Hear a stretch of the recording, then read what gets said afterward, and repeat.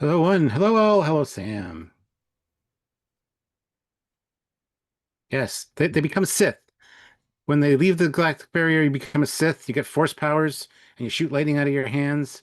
And It's not working. I tried. I mean, Star Trek did it first, shooting lightning out of your hands using the force.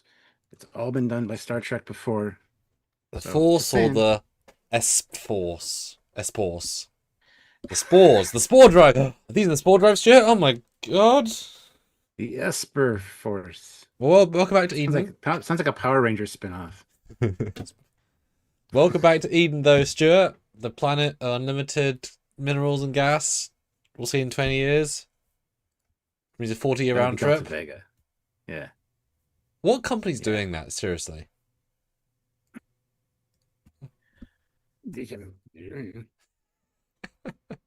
It's so near the galactic barrier, like light days away. Oh, sweet. Yep.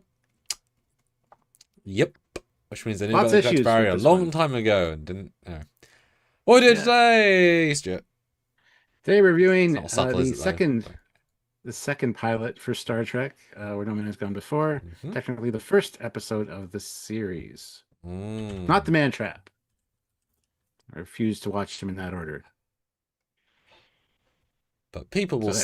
say, my Blu-rays, though, my Blu-rays. And you'll say, Well, no. production order trumps release date because Man Trap, they're fully established with the look of the bridge and the uniforms and everything, and it's a really weird open to Star Trek, whereas this is more epic and you know there's a point to be made for each, but just Man Trap is wrong. So it's like 6 episodes. It's supposed to be.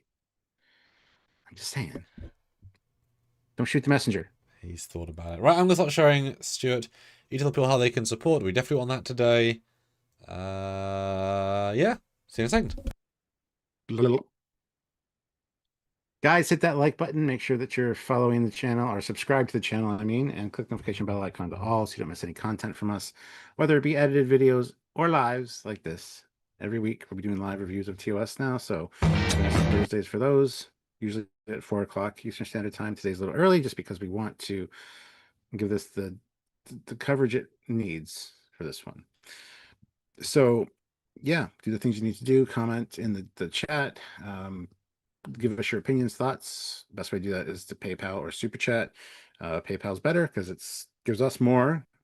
YouTube doesn't skim 30% off the top. And also there's more characters that you can type in PayPal. So you can get more of your thoughts across that way. Or you can just throw in a Super Chat and put your thoughts in. We do read them all. We do read all the PayPals and the Super Chats. So if you guys want to have your voice heard and be read out loud, then that's the way to go about it. Do it. Anyway, yeah. Also visit the links down below, links to our Teespring and our Dashery store, which is basically just TeePublic, but it's new to us. So check that out.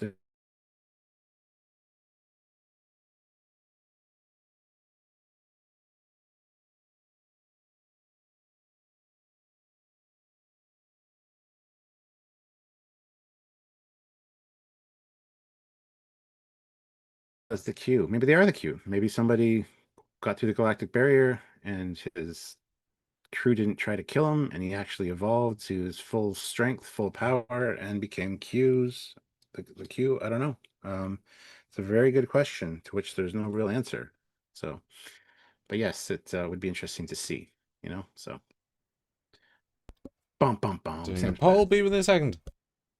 He'll be with us in a second. He's doing a poll, don't you know? Anyhow, yeah. Jeff Jacobs says early Q. Well, no, that's what I said. I mean, these literally could be the Q. Somebody's ship made it through. The rest of the crew died. They didn't kill this guy. He evolved and became, powerful enough to become a Q. Who knows? That could be the case. Absolutely. But yeah, we'll talk about all that as we go along here. So interesting, interesting stuff. Or is I have it? said it. It is. Or extra bit early. So yeah, as we always do, guys, put in your instant reactions to the episode, super just I'm sure. Comments, Yes. thoughts, put them in, guys. Um, and watch our review. You know, we want to get more than 1,000 for that at least, so go check that out. I edited it down significantly so it's much quicker to watch, so hopefully that'll mean more interest in it. Hopefully, but do go and comment, because comments help the algorithm. Comments help the algorithm. Yeah, go support that as well. Because they're different thoughts. Yes. Like the videos, comment on them, and hype them. There's a new hype option. Yeah. It's easy to do on mobile. I don't know how to do it on desktop yet necessarily, but it is a thing to help boost the channel or the video and the algorithm. So if you can hype the video, we appreciate it. And he actually means that not figuratively. There's a button called hype. There is. Let's see if I can do it on this video, because if I can do it, you can all do it. Right? Oh, I can do it too. Yeah, I'm gonna hype this video. But yeah, guys, super chat. What you thought of this episode straight out of the gate? Let's have some initial comments and thoughts, and I want to know what people think straight away. I don't know if you can hype a live video. That's what I'm looking at. I think you can do edited videos. It's a whole new thing. Yeah, I don't know where that button would be. It's a whole new world. A new I cannot. fantastic way to engage. Unless it crashes and burns, we'll wait and I think see. you can only do it on edited videos or maybe lives after the fact. I haven't tried doing that.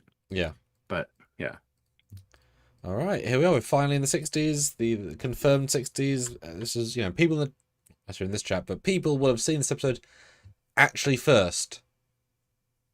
And this is their starting moment, and it would be really cool to have someone, on some time actually was there the first day if they can remember back. But we are now doing it 60 years later. What did you think, Stuart, of TOS episode 1? I love this episode. I've got a soft spot for it. There's a lot of things I like nuance-wise, like the uniforms and the bridge still hasn't changed 100% to what it is going to be like later. So I really enjoy it. I like the idea of Kirk's best friend serving with him and asking for him under his command, and then him being a total dickhead and Kirk having to like kill him. I think it's great. We've almost got Spock, but Spock who likes to yell still, like from the cage. Quite a few lines of him yelling in this episode, but that's fine. Everybody's kind of in place except for McCoy and Uhura. Uhura shows up next episode in the Corbomite maneuver, and she's wearing a yellow dress.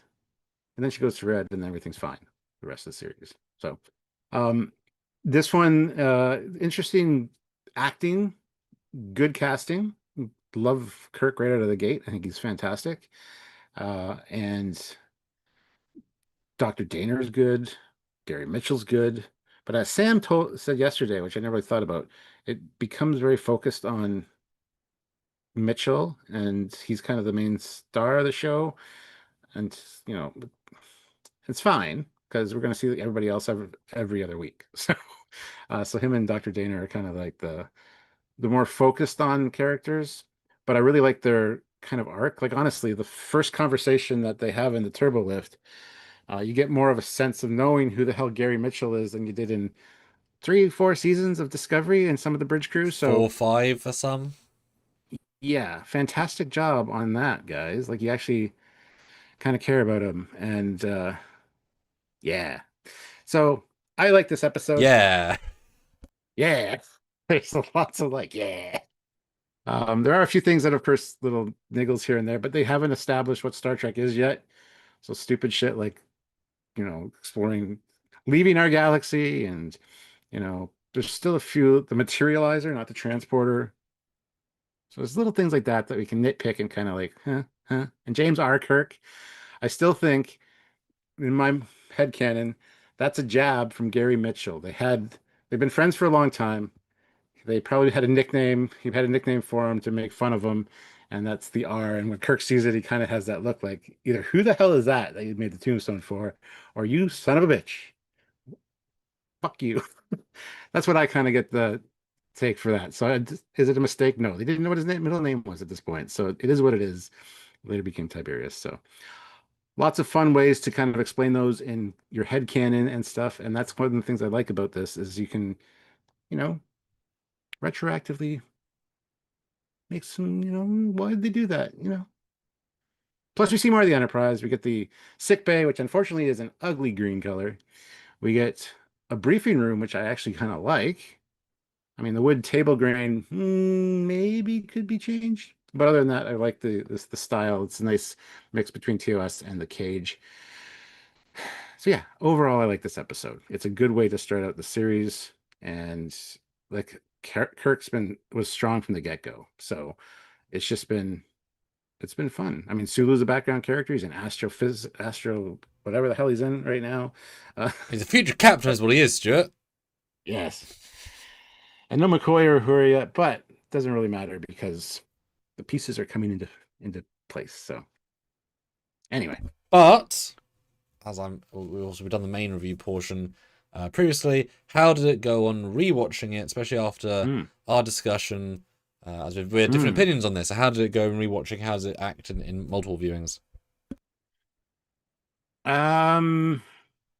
Again, doing it in this review style, you notice a lot of things you don't really know, notice. Like I've never really clued into how everything in sick bay is painted green. Even the first time I rewatched this for this, but then when I watched it with Sylvia, everything was green, and I'm like, it is green. Uh, After talking to you, I did see what you're saying about it kind of focusing on Mitchell and stuff, but it's kind of like the guest star of the week, right? So, and he went on to do bigger and better things like 2001: A Space Odyssey. So, I mean, hey, maybe he's just a better actor. Which is funny because that means that he got Trek started by not killing Kirk, went on to do a movie which then inspired George Lucas, which then inspired Star Wars, which then inspired them to make a Star Trek movie, which then inspired them to get Star Trek back, which then inspired them to do a franchise. 2001. Am I right? I mean, not usually, but excellent. Jeff Jacobs says it's funny to see Scotty as so meek. Scotty's not meek in this. Scotty's Scotty. He's just on the bridge. He's like, he means the physical. He's not as big or imposed. He's not got any of the physicality of Scotty yet. I don't think that's what he means at all. I think he means just personality wise. Oh, fair enough. I don't disagree with him entirely. Yeah, I think I do too. Mid, but that's fine. This is literally just he's just some guy, right? Which is fine until he isn't. Yeah, yeah. So I don't know. I just find myself enjoying it more. And it's just the visual stuff, like the uniforms. I don't know why. I know the colors look kind of awkward, especially Spock's at one point. Like it's really high. Spock is the problem child there. Yeah. Wouldn't want that rubbing. But everything else looks good. Gary's looks fantastic. Kirk's looks good. I like the smaller deltas. I like the shiny, just straight braids instead of the elaborate ones. Things like that I was noticing more. Because I watched it 3 times. So I was looking at the more of the background stuff as well. It's interesting to see what didn't change from this to the regular series, because so yeah. Hope that answers your question. Probably not, but that's what I got. Excellent. How about you? How about you? How did this on rewatching as well as rewatching after we did our first review? Yes, because whenever you watch these things, you have whatever preconceived memories you already have, which does not include the dialogue for the most part, right? So we're already getting what is the episode truly doing. Then you have the modern filmmaking brain watching it, and then you have, whatever. And there's loads of bits you just forget existing. So the second time you watch it, you know it, right? So I'd say it was definitely faster on second viewing, notably faster. I think the worst scenes are in sick bay, not because they're bad, because there's too many of them.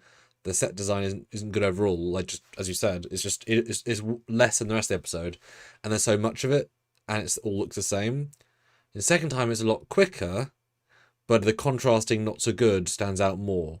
As I said in another review, the stuff that's really good here stands out really strong, but there's some weak stuff that stands out more because the good stuff's really strong.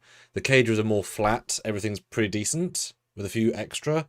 This has a lot of really good, and for me, quite a few moments. And they kind of contrast each other in a way. But the writing's rather good. There's a lot of tiny nuances. This episode is a masterclass, at least for especially the first third, I would say, of exposition. Because they established, as you already said, but they established who Gary is with people, the ship more, the crew more, Spock's relationship, Spock's alienness more, his half-humanness more. Loads of things are expositioned here, when in Cage it was about the story, not the characters. Here, the characters get a lot of little beats, so you actually have some semblance of who they are, which is fantastic and it's really important. Which is ironic then, because about half of it is these two people in this thumbnail, and then Yeah. they both go.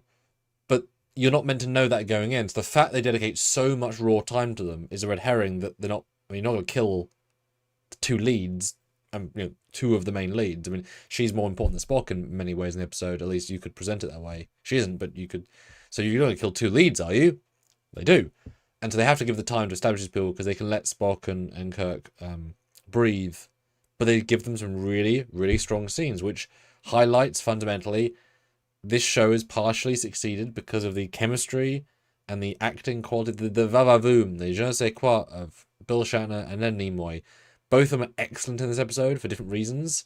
The amount of Kirkisms here are on full display. He is fully James T. Kirk, but without a few things that he learns later. But considering that what is a captain, but it's about being comfortable, he's obviously walked on the set and he's owning the space like a captain. Jeffrey Hunter didn't. He actually didn't, partially because of the formality of his crew, but also the guy who's trying to retire, the character, so he's not comfortable. Kirk is just, this is a ship and it's really full on the screen. So it's the things that really work, and like the exposition is really, really strong.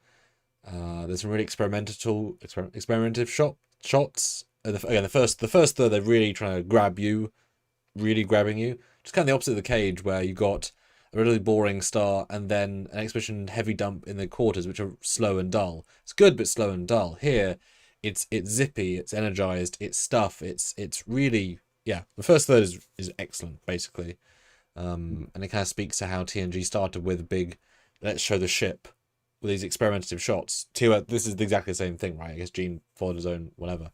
But for me, and even more the second time, the Doctor character is worse on second watch. I didn't like her that much the first time for her acting and her vibe. It works fine for the role, but they could have cast a much better person who's better at the roles than this woman. She's fine, but she could have been better. And he's fine, good, but again, I think you could have cast someone better. And it highlights how good the Telosian and the Vina were in the Cage, because both those people are significantly better, I think, performances than these two at the respective woman interest or woman character and man character. So the contrast there. But again, they also knew they were going to die. They could go more ham. They could go more silly. That said, both nail the bad guy at the end. Like when I'm guessing the context meant they couldn't see properly. They kind of give a blind vibe in some scenes. They're just like yeah, you can't. They couldn't see very much through those. Yeah, and I think she, like the way it feels like it's the actress at the end is like defocusing her eyes in ways like ethereal. That she really nails that. Yeah. But then she plays, and several times in the second watch, overly emotive, overly expressive, and all the men are really strong and stoic and trying to be logical, and she's throwing out this big emotive burst several times, I think 3 times, and none of them feel particularly good or earned. And considering she's a psychologist and she should be, as promised, to be more restrained, she's kind of the opposite. And given she's the female character, I'm like, you really do that for the one female character, really? But again, you could say she was changed by her brain. There are ways out, yeah. But I just wish they'd done it a bit better. Well, so those are my general thoughts. My big question that came up the last time I watched it, I never really thought about this before, which is really weird. Excellent. What the hell killed her? She's like, expending all her energy to take out Gary, I guess. Yeah. Well, she had to fight. What does God need with Power Pack? She died. Is Gary dead because he had a rock? Doesn't mean he's dead. I'm not going to check or anything. No. Who needs proof? Yeah. Anyway. Yeah, the ending is it's good. It's action packed, but they don't really solve the phaser thing. Yes. Oh yeah.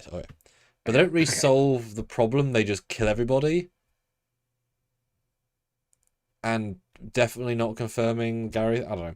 It's they really could have done with not having Gary's eyes regain in the end. Yeah. Because as soon as that comes back, you think, oh, he's fine.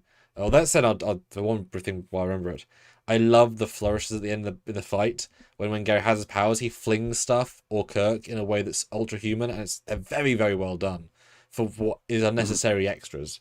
But yeah, the ending is odd, but it is he's fighting Q / whatever.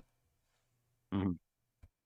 Interesting episode. I think it was slightly less interesting on second watch. I think it was slightly more boring on second watch, but the good dialogue is better on second watch. But the worst things are worse on second watch. It's interesting. Yeah. Well, Olivia Julius throws in $10, so thank Oh, you, Olivia. My headcanon, he got married or something by the Rock. Uh, in the future, gets unstuck, finds the Enterprise, realizes the captain isn't Kirk, bugs the new captain, changes his name to mm, Q, and appears as John Delancey. Sure, yeah, yeah. right. I mean, if you've seen Otoy, he's floating above a giant sun, whatever, so he's fine, right? And there Yes, is it's true. some, they probably could have brought him back in TNG, a la Darwin, Aaron Darwin. And it's like, oh, he never died. He just said, they're not worth it. Leaves. That crack to the head was enough to knock him out a little bit, knock him to his senses a little bit. You could have actually played with that in a really fun way. It would have been very odd to see him back in TNG. But I mean, Gary's still around today. Maybe not actable, but Hmm. Yeah, he's still around. yeah. When was TNG All right, launched ready to on? dive into it? 1988, Ready to roughly. dive in or no? I am. Yeah, he looked. Some in '88. They could have brought him back. Mm. Yeah, you know.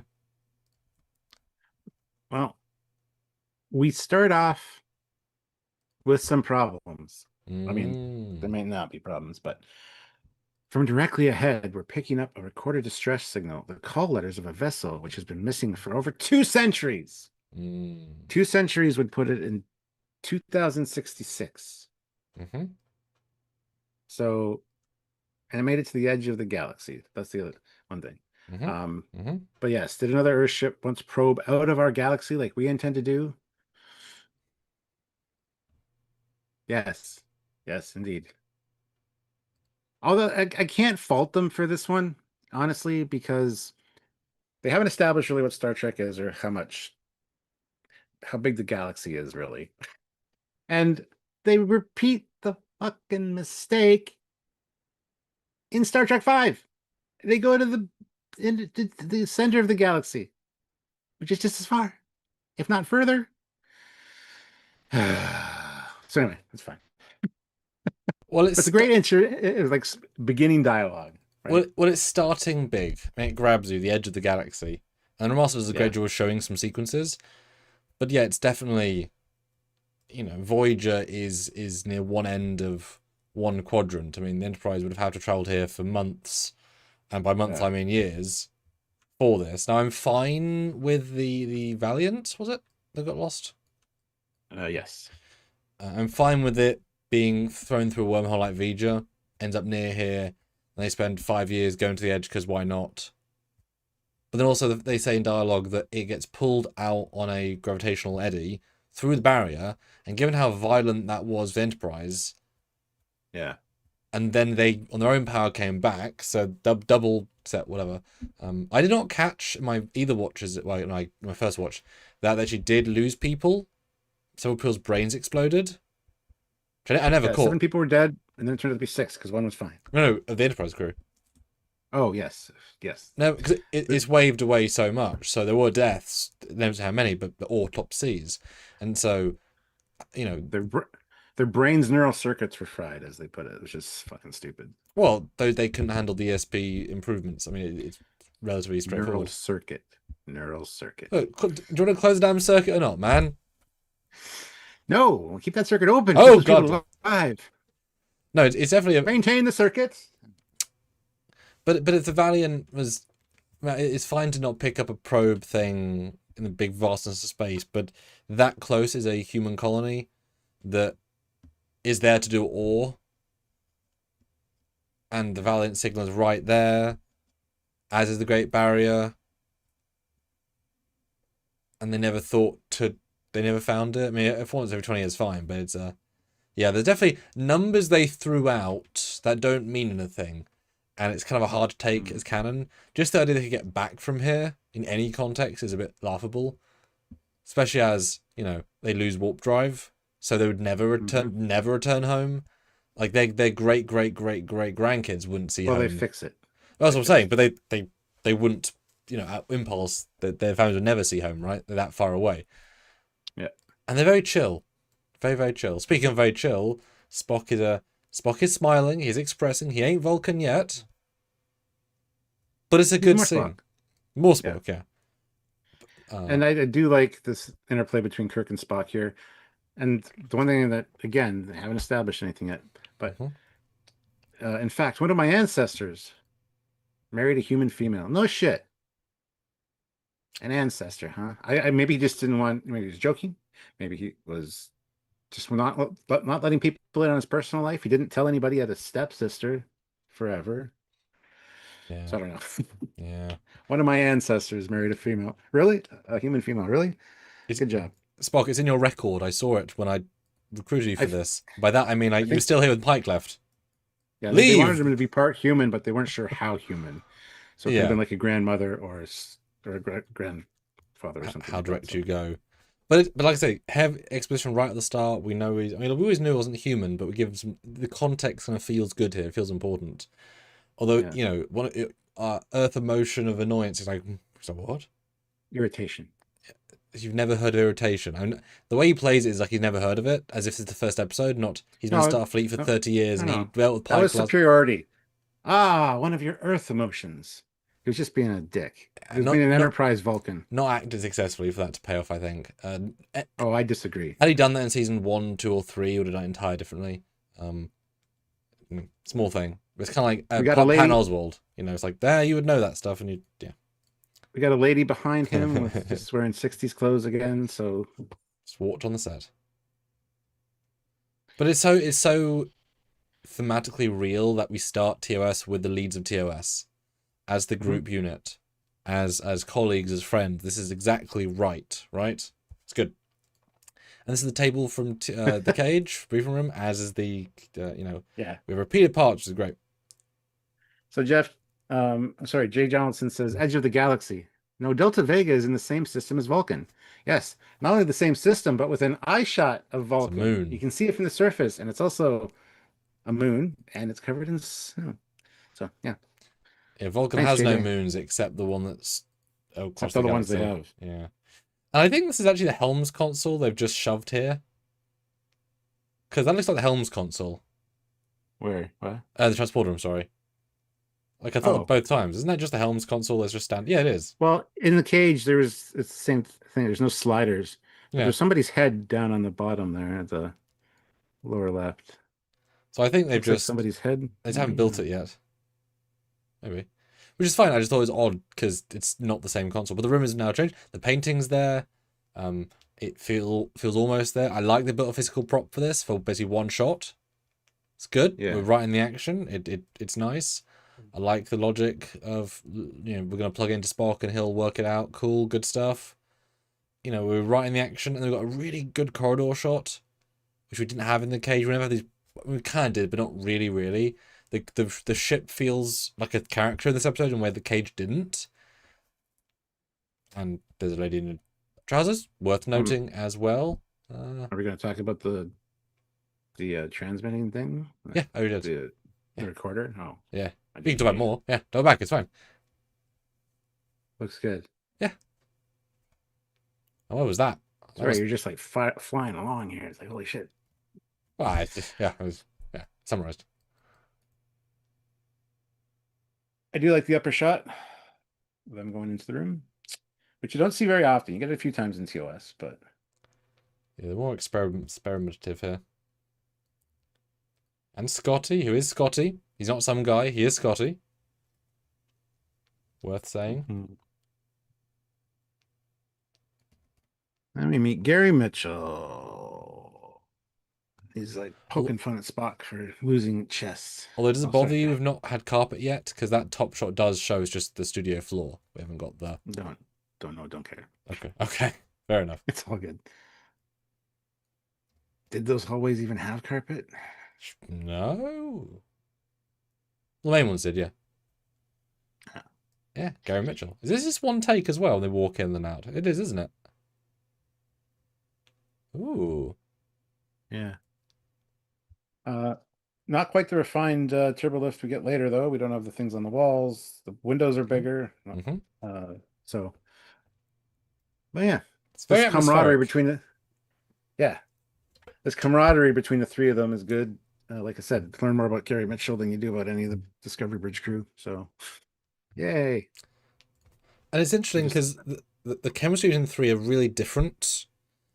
And first time I was watching at a surface level. Second time, I'd heard in the first watch that Spock and Gary had served together for years. I didn't know that the first time because they hadn't said it yet. Yes, yeah. And then Gary knew Kirk since they joined together. So this is a very specific trio. But there's for me.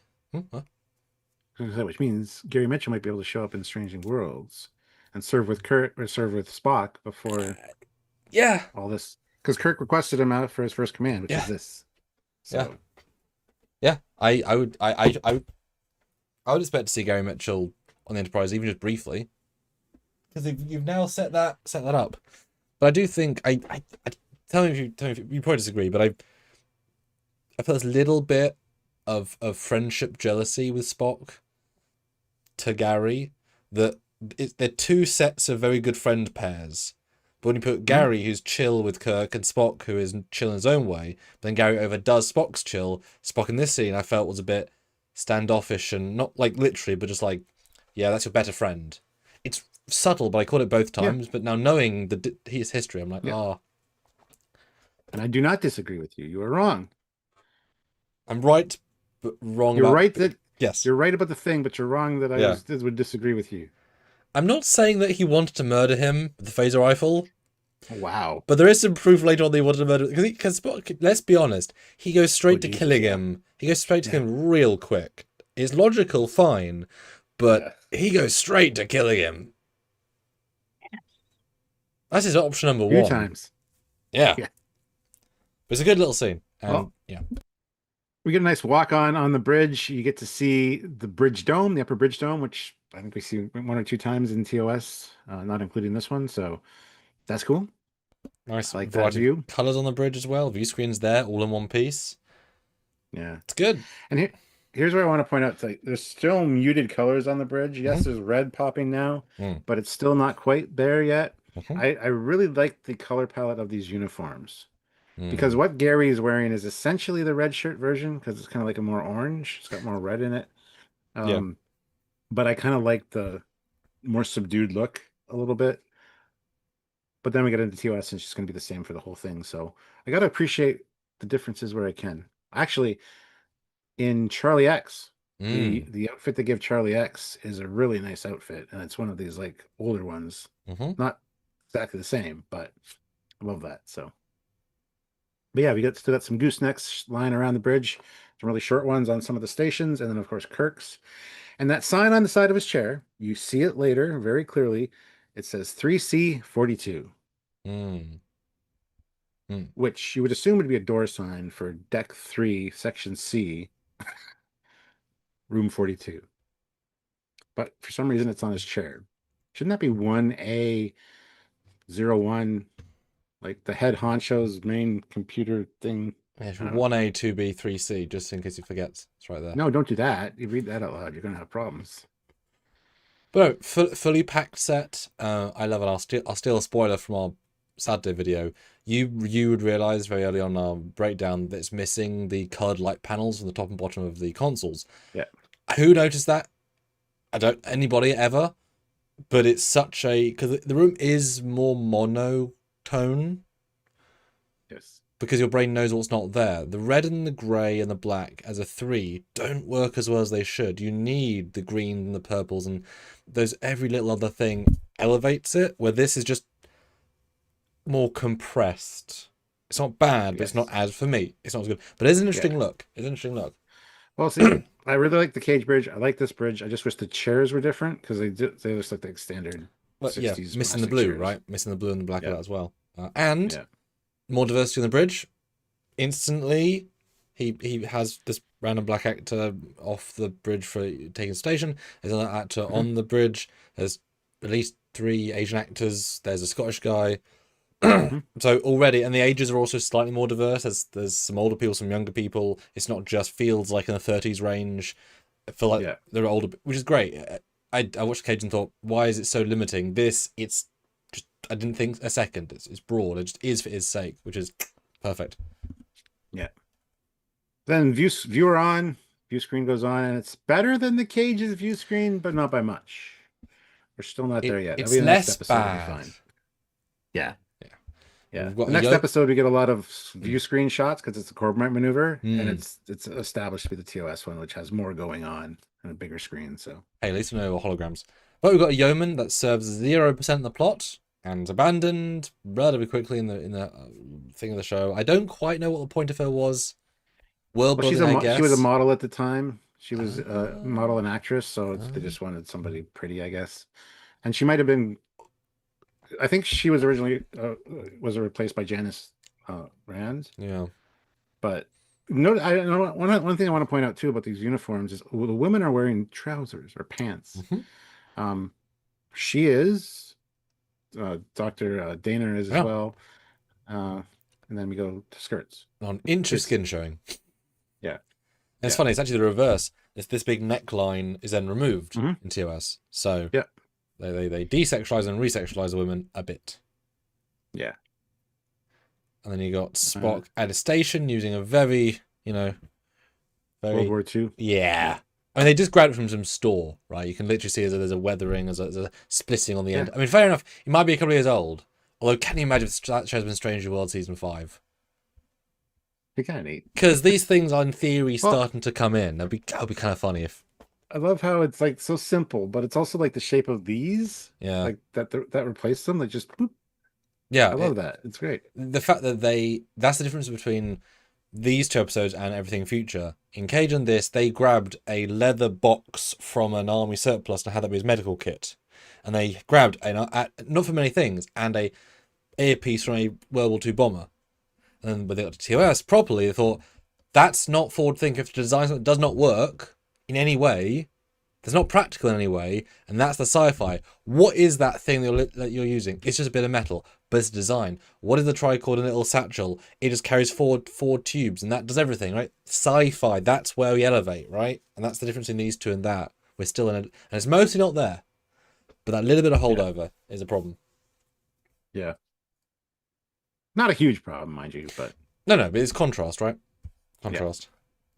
But the so I was going to say they're coming to the edge of the galaxy, and the order is neutralize warp. That's the order. Warp neutralized as well is the response. So speaking of neutralized, Stuart, we have some support on the PayPal if you want to jump in. I'm sure they're waiting for that. Yes. I know. Recognition. Because you guys do know that So sports channel excited. helps do what we do. If you can, please do. And if you are doing, do more. I'm so excited. I just can't. We want to know what you guys think. 'Cause this is always about community. For literally $2 on the PayPal, give us some thoughts, give us a review. This is the place, the time to cover this with you guys. So let us know. And Stuart is waiting to hear from you. Can you not tell? Yeah, I got my, What more can he do? Alien frequencies are open, man. All right. So Ray Ricks throws in 20 pounds. So thank you so much, Ray. That is amazing. Says this is a good second pilot and introduced one of the most iconic characters in sci-fi in Kirk and his relationship with Spock. Good episode to start TOS. Absolutely, sir. Absolutely. 45,000%. That's a lot. Yeah. But there's something genuinely magical, and I know we're biased, but we're trying to be very real here, and it's so remarkable how well Shatner and Nimoy are doing. It's genuinely remarkable how effective they are in this episode. From standing start, really, really solid. We do have another PayPal as well. Sorry. This is from Jeff Jacobs, $5. I missed it at first. We made 52 likes on last night's live, so there's that. Here's that. Actress is Sally Kellerman. Yes, she is, indeed. Hot Lips in the movie version of MASH. Cat, break out the phaser rifle. We will do another hashtag make Jeff pay at the usual 50, and who knows what else. Go to mobile app and hype this vid. It all helps us out. Thank you so much, Jeff. Oh, do you want to put a super chat or PayPal goal to get the phaser rifle? Is that possible? $50. 50 bucks. bucks. All the way upstairs. I showed it last night. $50 on the PayPal, and Stuart will phaser rifle. I don't have one, so if you want to see one, he is the man. Indeed. But yeah, Sally Kellerman was a big deal back then because she was like one of the pretty prominent actress. So to Mm. get her for this was good, I guess. So it's kind of Um, like having the wrestler lady in Academy and Estrus Alai. She's there, paycheck, but well, she's she's not an actress; she's a wrestler. So well. I mean, actors rest. Yeah, actors, wrestle actors. Come on, it would John be it'd Cena, be The like Rock. getting Julia Louis Dreyfus for Star Trek now. It'd be like she's a big actress on her own, doing her What? own things. But I mean, wrestlers do act. That's a big part of what they do, right? They do I a mean, lot of not really, but yes. they do a lot of acting. They're characters. Yeah, but a lot of wrestlers can't fucking act. Oh yeah, 100%. But love what they do is acting. I don't know. I just wish she had any. But yeah, she's presumably. Well, we'll get you more in the next episode because we're gonna go to Yeah. We're gonna go to series for sure. Well, Kirk asks to address intraship, and this is another holdover from the cage. Spock in the cage uses hand motions, swipes to change the display screen. Gary Mitchell just does this with his hand, intercraft open across the panel. He like slides it. It's great. So I just love that tech, and it's never really used again in TOS. So Which it does make sense because the helm console is embarrassingly empty for the front portion of the console. So if that's a wireless control system, that actually makes a lot of sense that they can sort of do stuff. I caught that he had moved his hand. I thought the actor just was doing something. I did not connect it was the two things because, you know, someone else. I mean, why wouldn't communications officer do that, right? So I didn't necessarily think Gary was doing that. I thought someone on the side was. So I just thought he's cut to him, etc. well, you are right. The communication officer should be doing it, But we also bring on various extras, which I like because they're all featured in the episode. We have actual Sulu, actual Scotty, actual Doctor Number 2, Dr. Piper, who is in it. He's fine. Doesn't come back. That's okay. But real Sulu, real thing. Every time I watch it, I forget why they're there because it's just like people on the bridge because reasons. But they say the department heads want to watch this big event, which is absolutely fair. well, no, Kirk wanted them on the bridge. Yeah. He wanted all department heads on the bridge. So which is great, which also tells you they're important, which is great. Which is fantastic. then he gets up to address them, and Jones, and she's like, "Name Smith, sir." I So guess he got her name wrong. I guess she's that new, but then as is also the psychologist. So I guess Kirk's not new, but they've just had people. Where have they brought people on from? At the edge of the goddamn galaxy. Where have they offloaded to brought them in on? Yeah, you think they would have picked them up like way closer to wherever they started from, like 3 months ago. But yeah, you would have known. Yeah, exactly. Anyway, so astroscience is standing by. That's Sulu, so he's astroscience. Engineering is of course Scotty. Piper is life sciences, and then Dr. Daner, who joined the ship at the Eldebrian colony, which is probably not that far away. She does say that. And her focus is psychiatry. Now, this sounds very much like Troy from TNG. Troy 0.5. And or what's her name from Star Trek Continues. Yeah. My assignment is to study crew reaction and in emergency situations. So that's basically her role. It's the same as Counselor Troy. God, it's that far back. Yeah. That surprised me too. I didn't notice that till I watched it this last time, but with Sylvia. I'm like, huh. It's like Dr. McKenna, that's the name. But yeah. It's like poetry. And she's got some ESP, so she can like maybe she's good at psychiatry because she can kind of sense what people are thinking. Yeah, that's so true. The reason they bring it up is because it's linked to the ship they're trying to find. She doesn't do anything in the episode neither does Gary where it's in the narrative, so it's fine. But yeah, it's great that we establish these characters, and it is I've done it before as well.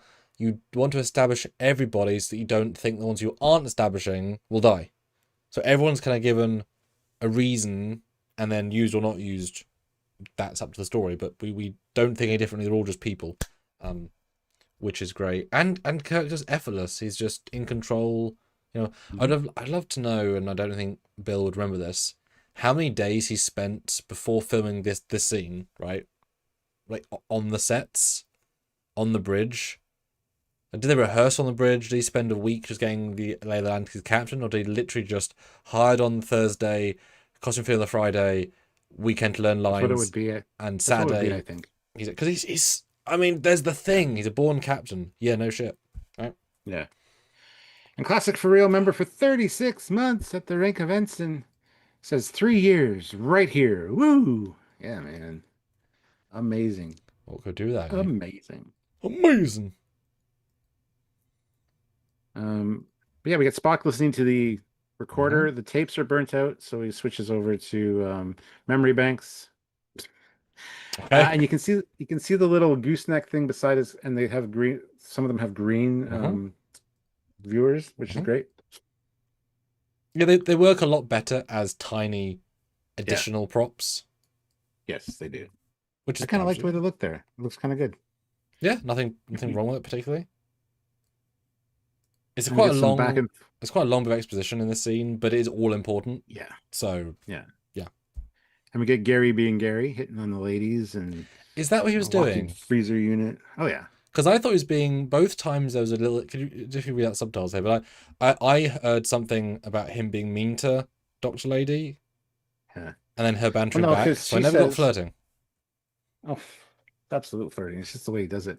She Hmm. says, "If there was an emergency aboard the Valiant, I'd be Yep. interested in how the crew reacted too." Okay. And he's like, "Well, improving the breed, Doctor? Is that your line? Improving the breed, fucking. Like, let's be honest." Uh, and I heard that's more your specialty, Commander, indicating that Gary gets around. That's exactly what it was. Improving the breed. Why? How is that a response to how the people died on that ship? Interested in their reactions to an emergency, I guess. Sex? No, he's just turning it into that because he's Gary. Oh, maybe that's just a mere 60s term because obviously now you've said it. Just but I both times I didn't know what they said, and even that it says really stupid line within a stupid line. But I guess that's I don't know, clunky, but whatever. Yeah, because without that, I thought he's been mean to her, and that's why they don't like each other the entire time. That changes that context a bit more. Mm-hmm, Okay, hmm hmm, hmm And then interesting. that's why he's like, he gets shot down by her. And then he's like, oof. And he turns back to the other guy and says, Mm, walking freezer unit, that one. It's like, hmm. no, just because she's cold and didn't take your advances or you're flirting, you're just being an asshole now. Even though she's not actually that cold, but that makes more sense if he's because I thought she was saying that 'cause he knew her, but he's saying that as a I got turned down. So she's not Yes. clearly. Yeah. She's just yeah. And Interesting. Chuck A Oh, throws in $5. Good to see you, Chuck. appreciate Stuart it. and Sam, your ESP foresaw this super chat. Yes, long ago, 2 years ago, we knew this was happening. And we appreciate the next one as well. Thank you. Another one coming from Ray Ricks, 10 pounds. But the poll, Stuart, 45 Yes. votes. Fantastic. I want to put another one, but maybe can we get to 50 votes? 43 of you here. It's totally possible. Can we get a couple more?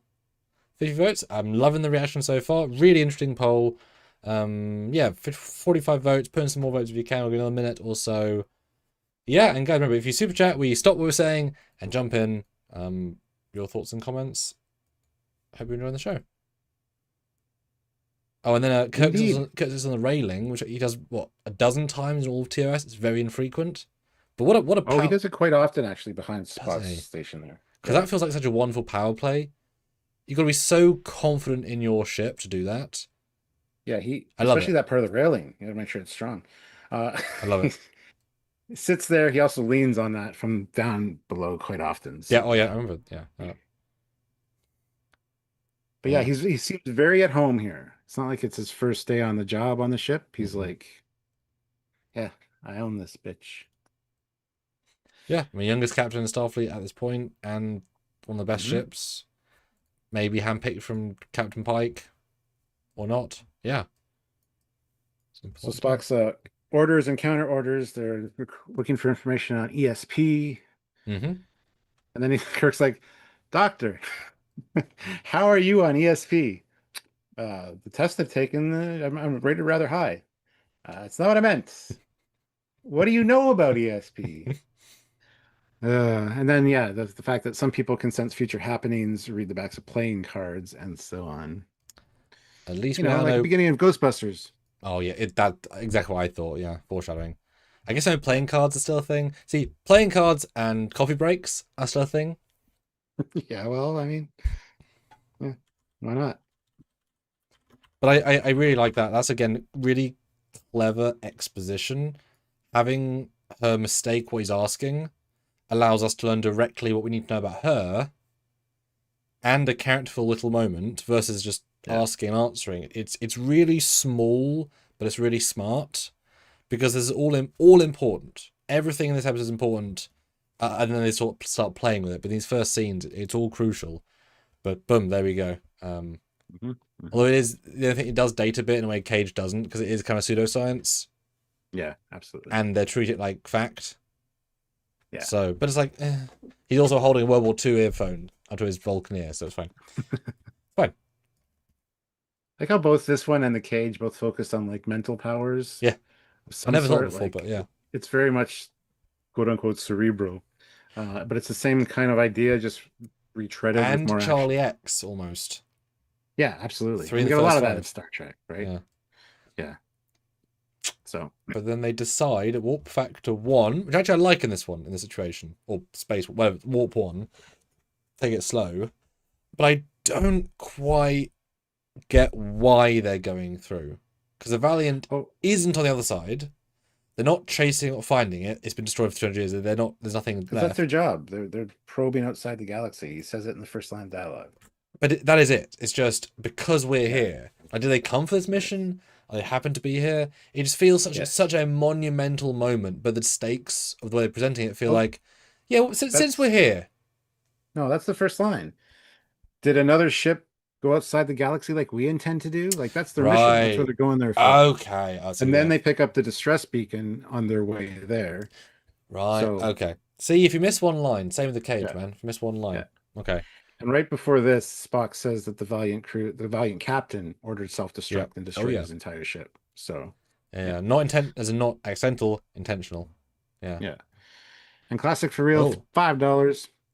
What a silly plot point. ESP with playing cards. Imagine if they did that in TNG with Data in a time loop with Fraser Crane guest starring. 3. I don't know what you're talking about, man. Not quite the same, but thank you. But I think we're at the end of our vote amount. So 46 votes. What do you think of this episode? Rank it. And obviously be fair. We're not being trying to be biased here per se. I gave options. I mean, it's not a D, is it? Right? In no way is a D episode. No. So I gave S, A, B, C. And 57% say A. 24% say S. 17% say B. And only 2%, probably one person, say C. So that's pretty strong. It's up there. Yeah. It's up there. Yeah. Yeah. All right. So yeah, Kirk says the reason we're going to go through now is the best argument to continue is basically people are going to be heading out there someday. We need to go out and check it out. I don't know why you'd be going outside the galaxy, because the distance between galaxies, where there's a huge void of nothingness. And so it goes back to one of my theories. The reason the barrier does this to people is so they can deal with the extreme loneliness of being out there, because they'll have godlike powers and can teleport their ship to another galaxy if they want to. Because otherwise, nobody's getting anywhere. So who knows? Maybe the barrier was created by the Q to like, bring people into the fold. It was a hell of a canon piece to start with, right? Yeah. Especially as, I mean, hey, okay, it is a while to get there, fine. But if you've got some giant looming threat like the Dominion, and maybe you need some sort of super powerful person to help you win, it's a risk. But you can go make Supermen. Is their business. But you can go make Supermen. Yeah. It's that easy. And I think it was several days, this whole episode. The way it's framed. Yeah. Not that much more, but there's a little bit of wiggle room in it. But yeah, they go towards it. He protects the Omen, which is unnecessary but nice. Mostly because for me, they also say it's a force field, which is weird. We're pushing a force field. Is it keeping the galaxy's matter? Don't know. It's fancy. It's a belt. It's just keeping it all together. Yeah. Yeah. Overall, the CGI is not great, but it's nice. You know, it's dated, but at least it's trying. and they commit pretty hard to going through it, and it's good. I really Yeah. like some of the side views, considering that they've presumably removed part of the set for this to work. Or is that the beam? I don't even know. Huh. Well, one thing I find interesting is one thing Spock says, and this is again brought up in the Trek later, like a few times. Deflectors say something's there. Yeah. Sensors say there isn't. So sensors aren't registering anything, but the deflector screens are Hmm. definitely like don't know what that means, but there you go. I would assume deflector is about proximity. It can sense there is something Yeah. nearby, where a sensor is trying to scan for details. It's not picking up anything except the right. Yeah. Hmm. Hmm. Hmm. It's fair. Yeah, it's ambiguously interesting. But some fun shots. They linger on this. I like the fact they blow up part of the bridge. This is where Cage wasn't actiony. This is even semi-meaningless action in the sense of if they actually hurt the bridge, it gets repaired later. It's all combined. It's nice. It's actually a fun little Yeah. bit of action. Well, when things burn out, like for most of the episode, engineering panels are all out. There's like a few panels on over there, and as soon as they plug in the new white consoles, everything like fires right up. Like it's really cool, actually. Like, hey, we're good to go now. It turns out the system's always working. It's just we couldn't control them because the buttons are broken. Perfect. Yeah, they needed to close the circuit. The fucking circuit. Circuit was open. They needed to plug it in. And it's fine. But I mean, considering they genuinely break the ship just trying to go through. I mean, losing your warp drive without any ability to fix it is kind of important. And it would have destroyed their impulse unit had they not fixed the one component, which they'd missed, so it would have been impulse as well. Pretty bad. Pretty bad. And then, abstractly, our two main antagonists get zapped. Which would have been kind of nice if they'd cut to the other sets and see other people being zapped. Because they say, you know, this would have been for everybody who had ESP, right? And all the other people died. So it would have been nice if like 5 people to kind of red herring you a bit more. Because this, for me, maybe focuses too much on, they're the plot. Because I think you do forget that she's hit with it. But if you're a really keen watcher of television, you would say, oh, she's going to come later. I would think, right? Yeah. And then Kirk steps in to do the job because Gary's out. Yeah. And then Spock rushes in to be like, can be a captain. I got this. I love that. Like, Yeah. you know. It's a really nice touch. And it keeps Spock at the foremost of our he's an important character ness, you know. Yeah, it works well. But they successfully managed to leave, having not achieved anything particularly except the ship's damaged. And a lot of the consoles are off the entire episode, just to display wise. It's not so good. And we do get a good line. I mean, it's a background line, but gravity control switching to batteries, showing that main power's down. I love that. Wow. And that's why gravity's not giving out. We're addressing this first episode. That's wonderful. Yeah. Yeah. And Spock basically said we're screwed a bit with a bit more motion. We cut down, we see one of the many women zips, which look awful. Really lets the uniform down, in my opinion. Again, the work in progress. I love the concrete floor. Ain't carpet yet. It's just the studio floor. And it works in this context. It's kind of rustic, but this is you know. And as I said, I just want to know where the broken glass came from. I mean, maybe the dome up sure. Oh god. Can you imagine a remaster where they look up, whole thing shatters and a force field opens up and jeez. Wow. The one thing I did notice that I never really noticed before, I don't know if it's just for the remaster, but when they fade to black, Gary's eyes stay there, which is kind of awesome. Both times I'm loud audible. Yeah. It's a great touch. And it's a good effect. And I was kind of impressed. Kind of like the Telosians being so early. Having this in it this early really sets the pace. We're not, you know, the mystery is to come, but this is the next big plot point. And it's big. It's a big, bold move, as we know later on, to have your main character's best friend be the villain. That's a swing. That's an absolute swing. It would have been way better, though, if he had been in 3 episodes first. So we got to kind of know him, and then he did this. That would have been kind of... Yeah. Because, again, if you watch this in the order that they aired it in. This is like episode 3. So we went through 2 episodes without Gary Mitchell. Then when Gary Mitchell was there, we got different uniforms. It's just, so Hmm. this next scene of the Enterprise though feels very like they're redoing the animated series now because it just feels like if they made the animated series today, this is what the Enterprise would look like. It's just so Yeah. clean, so few stars, no depth of field. It's just Yeah, I could make a better shot in about 15 minutes yeah, in this live. I'm not going to, but I could. But yeah, lots of repairing, busy on the bridge. Even the circuit boards are more refined the way they're fixing it. It's just yeah, people working. And I really like having like a third of the consoles on, a third off. It's dangerous, but not too much. They're professional. They're not too scared. But this is a really tricky situation they put themselves in. They risked everything and they lost. They lost big time, right? yeah, yeah. They're saying that the bases that were days away are now years away, and all this that because they're basically screwed. Then we see the personal records Yeah. for people, and you can actually read their Esper things if you wanted to. The Doctor's 21. I thought she was like 40. I thought she was like early 30s, but yeah, Wow. And well, Gary's 23. Gary's not 23. He didn't Well, graduate. because they said 15 years ago he entered the academy. Yeah.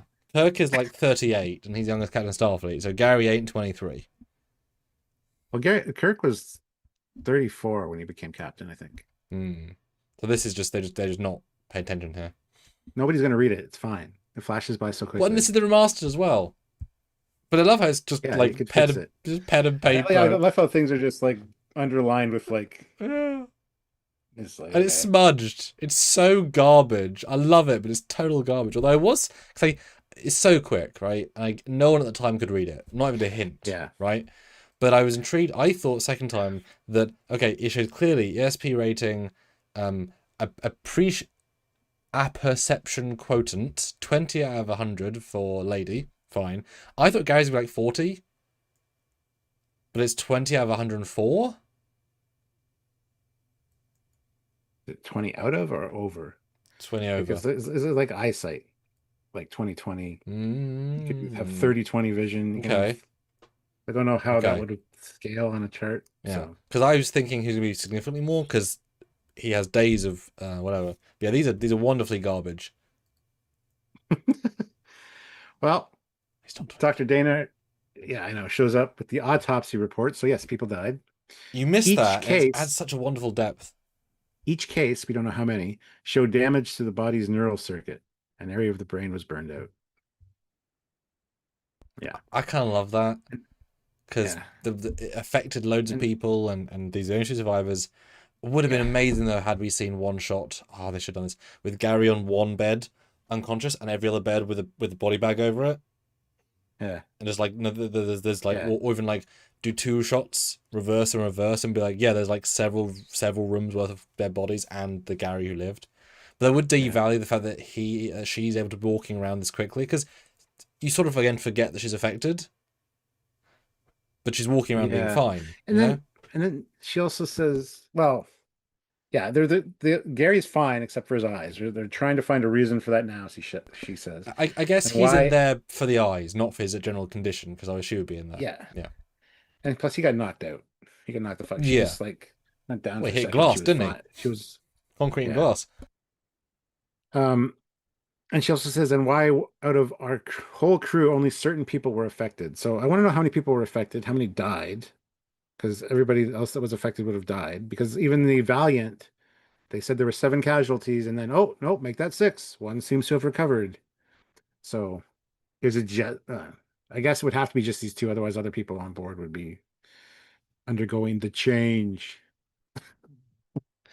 Anyway, But I'd like to know: does this Enterprise have 203 person or crew like Pikes, or are they up to the 430 now? That's supposed to be under Kirk. Because well, it's not quite that Enterprise yet. well, they say 100 women, 100 women, yes. but that Yeah. also makes sense. 100 men, 100 women, 200 is fine. Yeah, it's ambiguous. It's a pretty dense crew. We don't see any crew quarters, so it's not really that measurable. important. Although the fact he doesn't know two of his officers already, you know, there's probably a big crew. But I like people die. I like how dramatic it is, and yeah, which kind of also explains again second viewing, right? Why she is more, because I took the way she reacts to a lot of this is just she's just over emotional because bad writing, or at least not great. About the ESP? Yeah, she's sort of like, just trust it, trust the system. You know, Well, I think she might have been quote unquote picked on for having ESP, and it's a typical reaction when it's something that's been picked on or okay, picked at your yeah, entire life, yeah, because she immediately jumps on it like espers are simply people yeah, with flashes of yeah. insight. It's like chill the fuck out. So I And missed yeah, that she in makes a this point. She bit. makes yeah, she makes the point later like, he's not dangerous. I think it's a defensive like mechanism for maybe she was picked on for it or something. I don't Yeah, know. I love that. That's a great layer.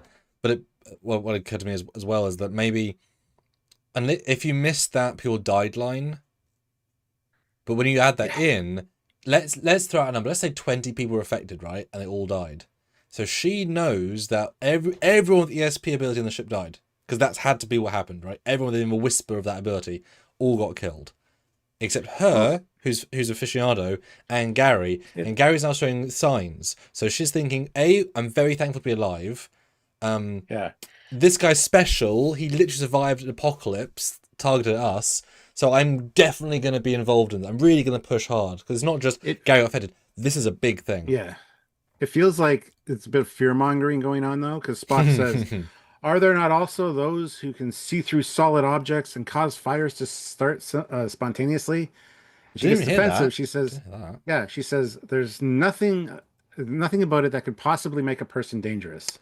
I had that bit, yeah. And then Spock says, "Dr. Dana is speaking of normal ESP power," and she's like, "Perhaps you know of another kind." Kirk's like, there's, what do you mean? There probably is one. What do you mean? What? But it feels like Yeah. ESP's something that causes fear in people. So because she had a high ESP rating, people maybe that's why she's being the defensive way she is.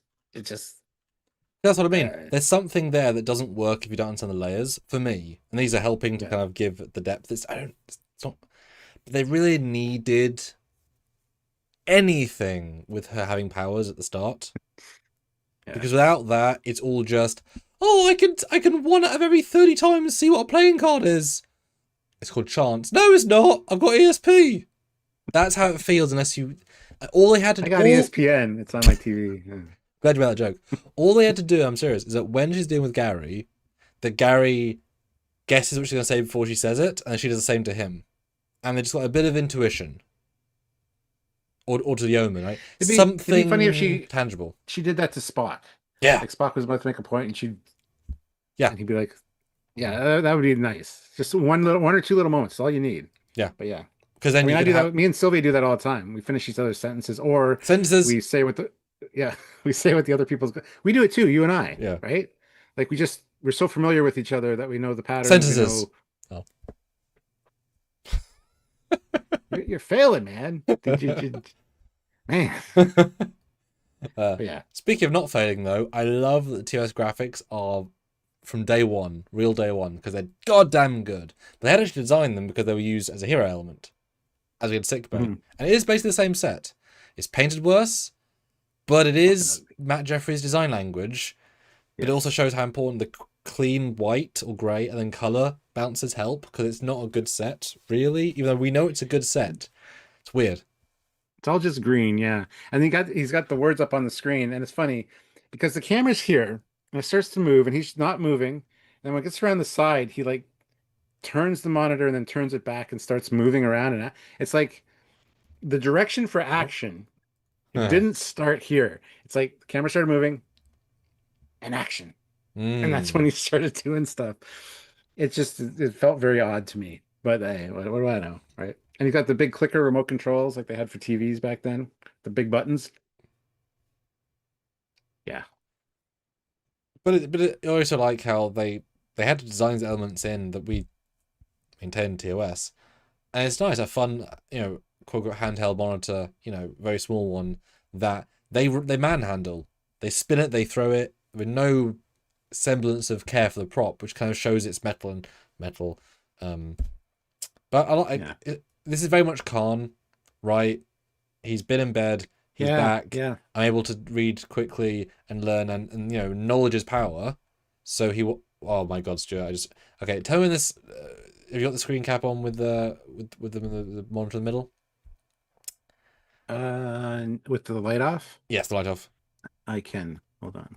You can still see the writing. Yes, I knew that. No, no. Look at the right hand side at the Yeah. mattress. Yep.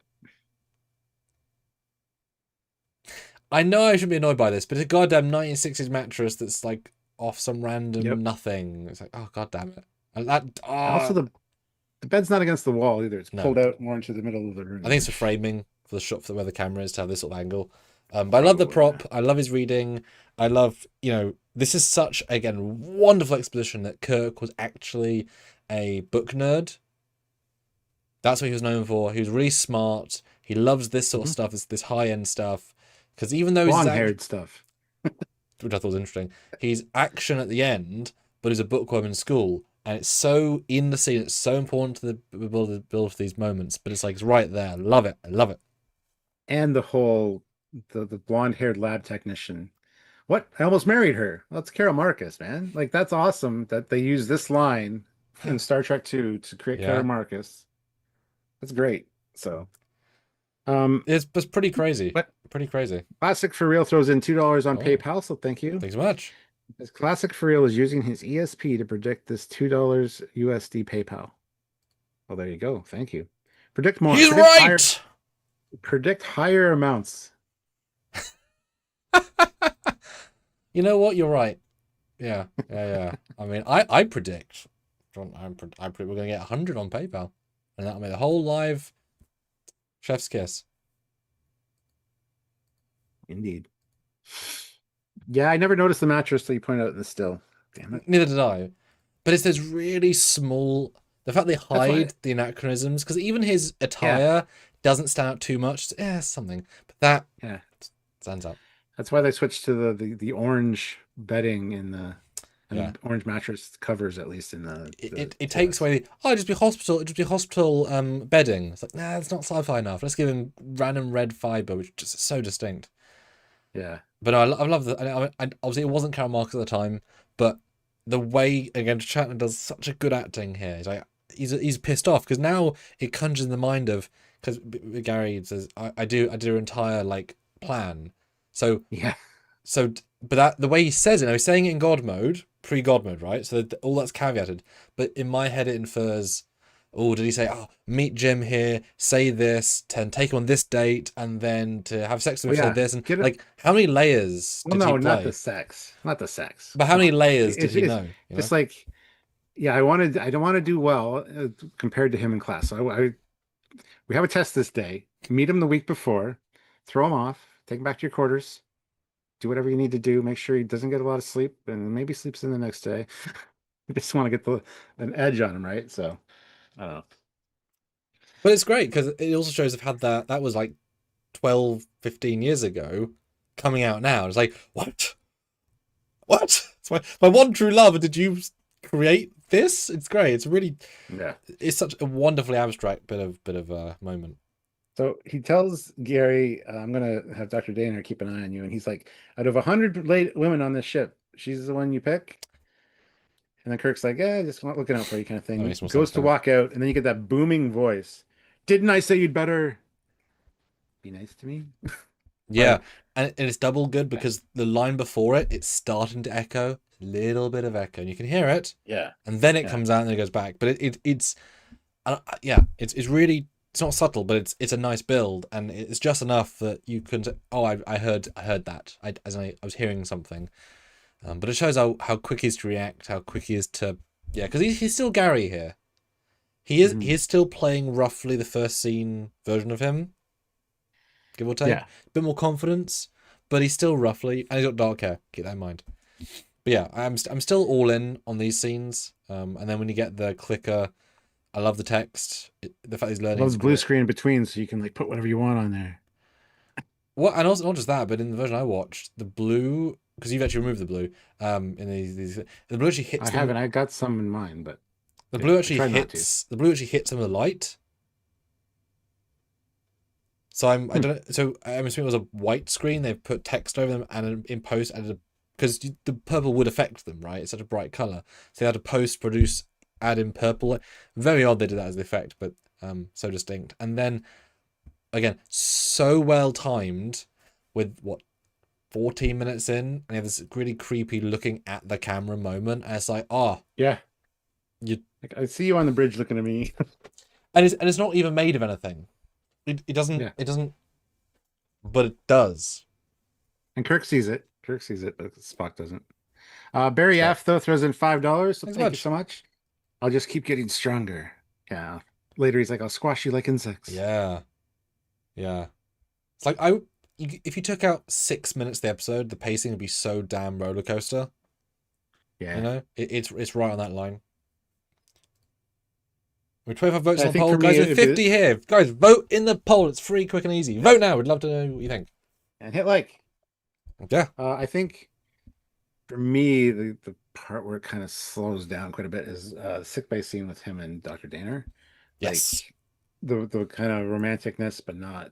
See, again, never got that until you've made that Yeah. that one line I missed. Yeah. I thought it was just them being annoying to each other, but no, yeah. Yeah, There you no. go. And then she picks. Do you remember everything you read?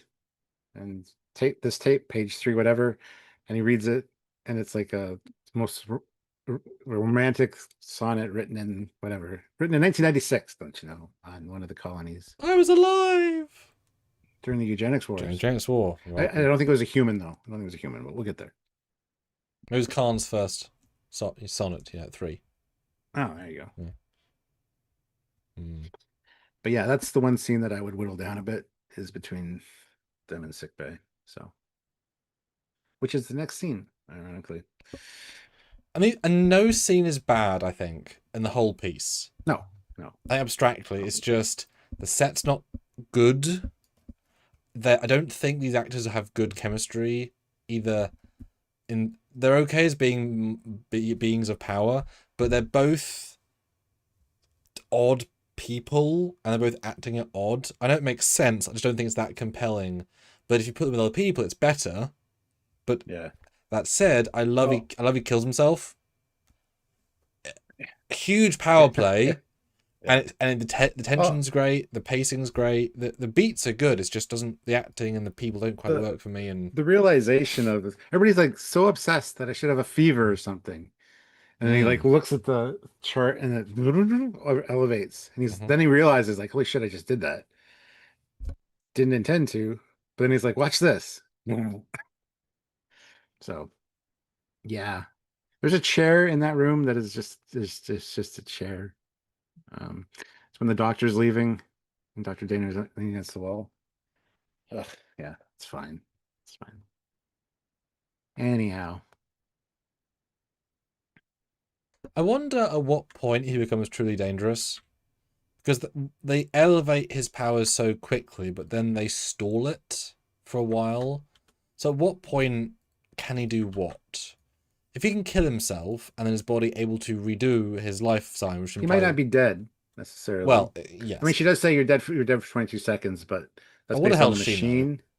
What does she know? He's an ESP, right? That's what I mean. Like, what could he do right now? He can obviously see through computers. He can learn fast. He can almost do the talk. Like, yeah, it's really interesting because there's no true progression scale. Always, how could he be knocked out by simple drugs later? You know? Yeah. But also, like you said, and somebody mentioned in the chat here, yes, the contacts were extremely painful. Also couldn't see out of them very well at all. So that's why his eyes are like this a lot, because of the pain, and just because when you focus like that, you can see a little bit better. But yeah, it looks odd, and they look redder too, like because they're hard contacts, right? But later, yeah, when you're right, when he opens his eyes, like they really show off really well. So. Yeah, I mean, as exactly what I was about to jump in on. It's very notable when it's fine. When he can't use his eyes, but it also creates this ethereal and you tend to film somewhat in order. So I imagine they'd film their first scenes in the sick bay when he's having to adjust them, and now it's much later. He's worked out how to work with them, and so the eyes open. But the effect of the reflection is so dependent on them being more visible, because it's not the fact they're grey, and so it's the fact the reflections, because they're really effective. I'm trying to Yeah. find out what they are, but they really. There's no CGI happening. There's no compositing. There's no Well, sparkling. It's all just a material that is reflecting light yeah, weirdly, yeah.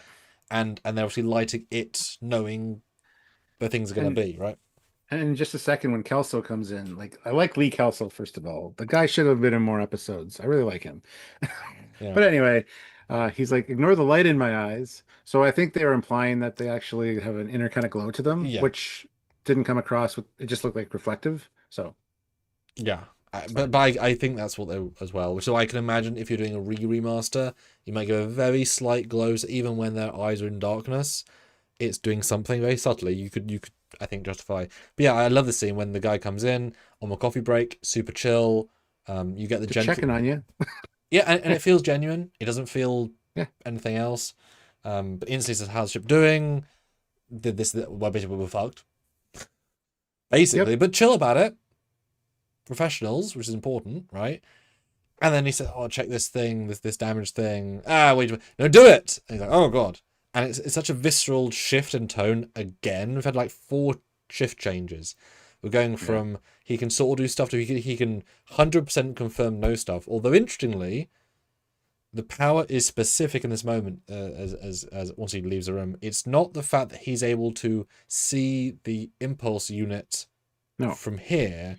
He Yeah. doesn't know it's broken. He doesn't know, but he can see inside a You guy's see what brain. he sees what he saw a few minutes ago. Yes. Yeah. And he didn't notice that they were corroded. Yeah. So that's really specific power. He's not a Q in that he just has powers. He's a psychic person who's psychically right. And when you start thinking Yeah. on that line, so he probably wasn't seeing Kirk.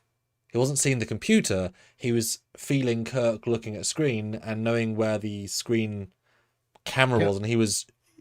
So it's not quite the way the sci-fi of it. It's very more simple. It's just yeah. So Yeah. which is Yeah. smart. Yeah. This is a positive thing I'm saying, but it's interesting. It's So I suppose it's also luck, because had he not visited him, he would not have seen the effect and the problem.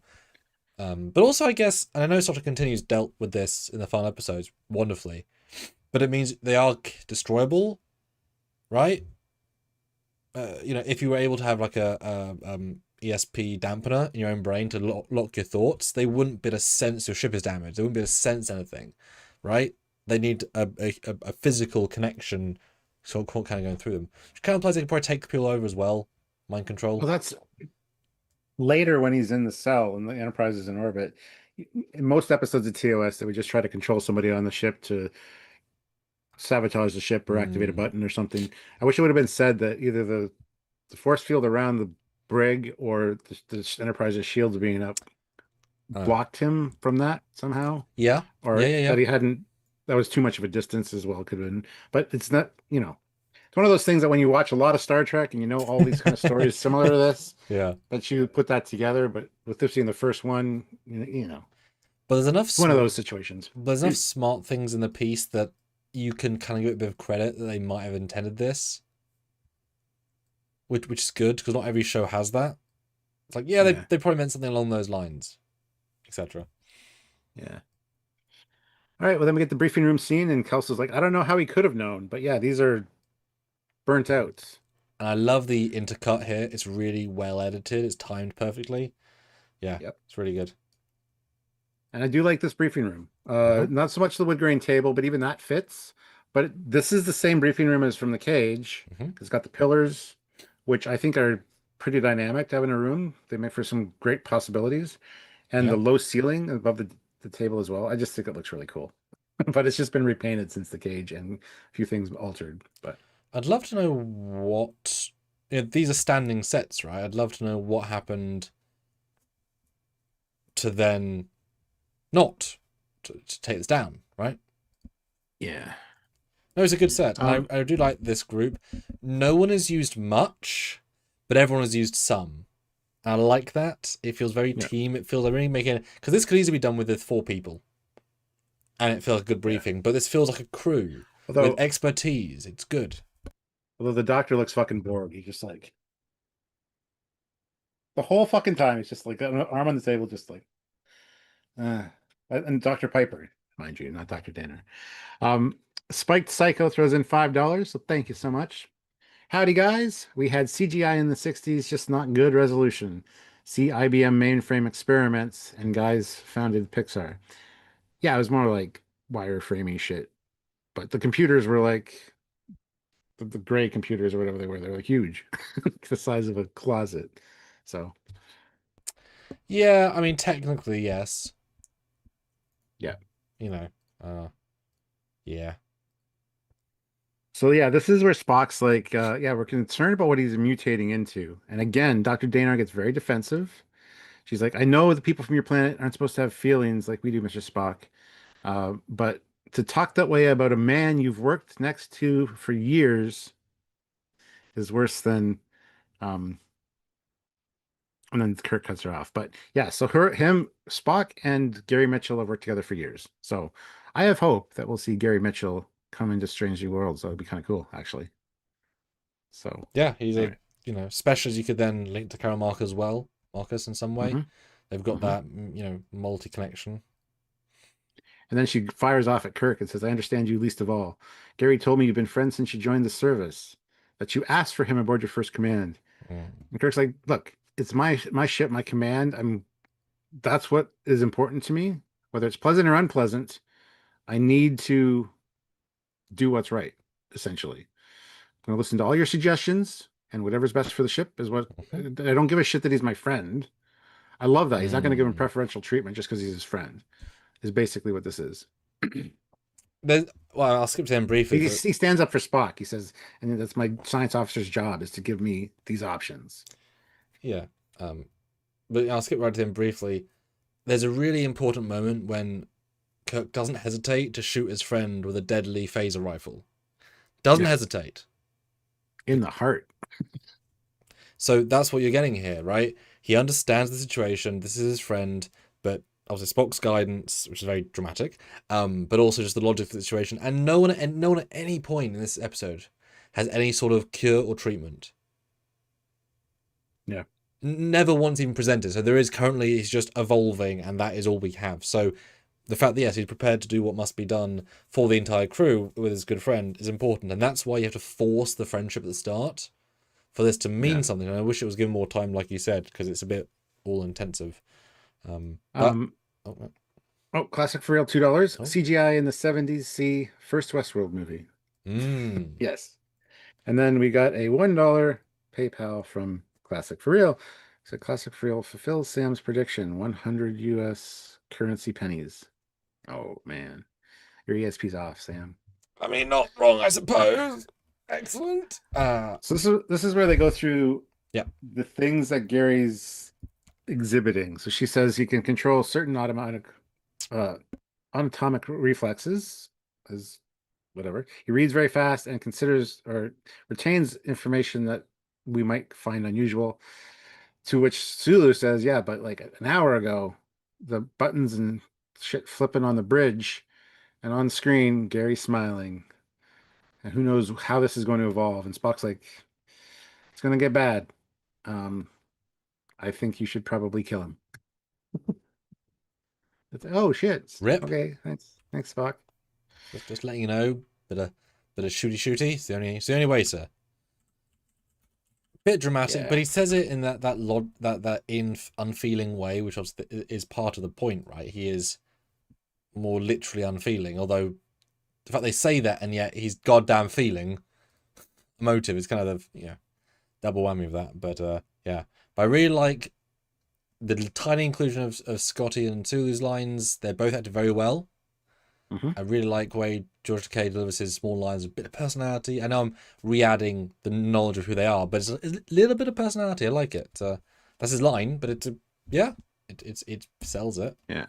I don't like that the doctor lady has a little meltdown here. I get it if she's affected by the disease, whatever. She's thinking in a different way, and she's impressed by Gary. I get all that stuff, but unfortunately it's so woman emotive. They can't control their emotions, especially when you cut to all the men looking super stoic and professional, to the point of they're thinking, there's a hysterical woman. Because she is being hysterical. She's very much like the lady at the end of TOS, the last episode. Like almost there. Yeah. In that one scene.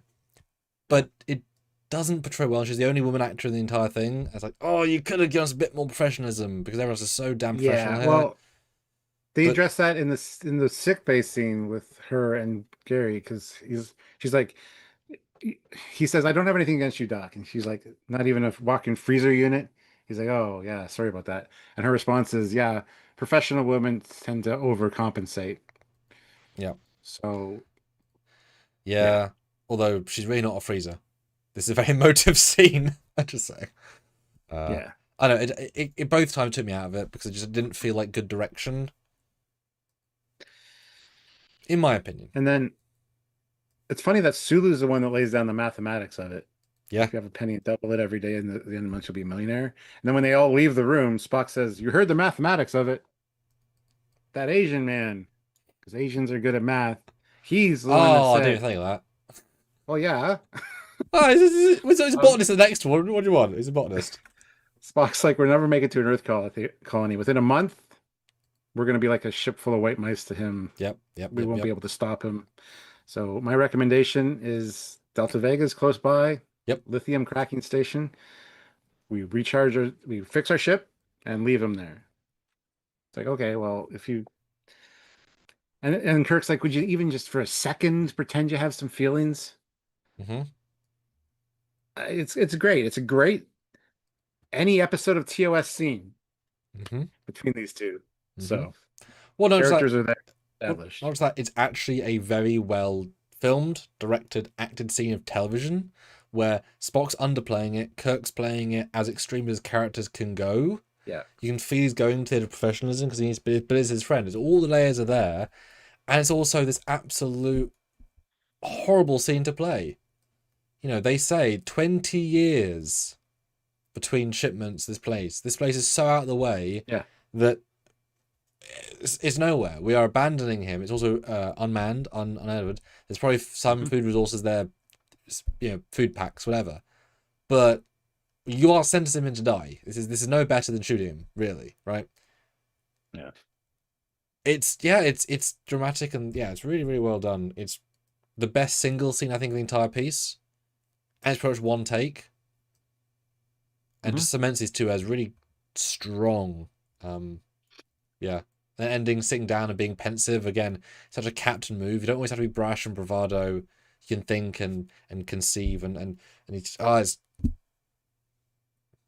Yeah. well done. Yeah. So they go to the place. No impulse engines are on. I like that. I don't know if it's intentional per se, but you know you feel it being a bit deaded. They're going to standard orbit or A orbit. And they beam down. Oh no! Then Gary's back in uniform, and I love they got him in uniform because it really makes the villainy seem worse. He's wearing the hero's garb as the baddie. I really like that. And that shirt looks good on him, man. Yeah, I think it's probably properly tailored. That's I mean, it really shifts. That's the fabric, but he I think looks the best in it. And then the water cup joke gag is fun. I like it. I love a little cheeky tap in sick bay. I mean, I'm not against it even in the future, right? Yeah. And then we get Spock coming in with the belt and the cage phaser, which they've repainted the cage phaser. They've added silver details to it, which is nice. It's the only time we're going to see it again. But boy, that shot of her with the giant leather bag that's half of her size and him with a belt. She's a photographer from the 1800s. There's a whole tripod and everything in there. Yeah. Like that one part of their frame is so goddamn dated. But apart from that, but yeah, this is great because you got to wonder he could add telekinesis, right? Okay, this guy's evolving. Oh no! And this is where he's like, some people think that makes me a monster, don't they, Jim? Are you reading our thoughts, Gary? What would you do? Well, he says mainly worry on you, Jim, the safety of your ship, whatever. He's like, Kirk's like, what would you do in my place? Probably what Mr. Spock's thinking now. Kill me while you still can. It's like, holy shit. Okay, Still can. Well, in fact, he did say that earlier, so it's not a reveal per se. It's the fact that he can read it. I also love this is the last time Price says Jim. He calls him James next. We evolve out of as a friend into just a person. Every scene we're layering.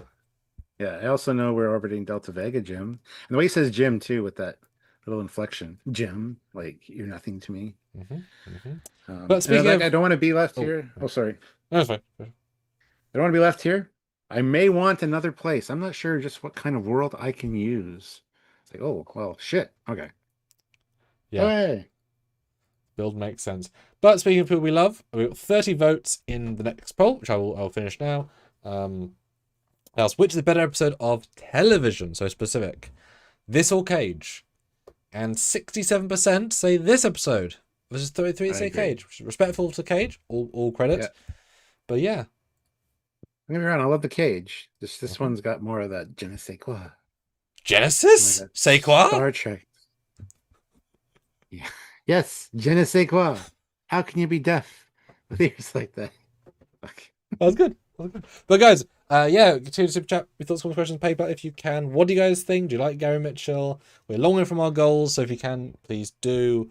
Or just like another 30 on PayPal would be awesome. Put reviews in, and definitely get ready with the scores at the end. I really want to know what the scores are going to be.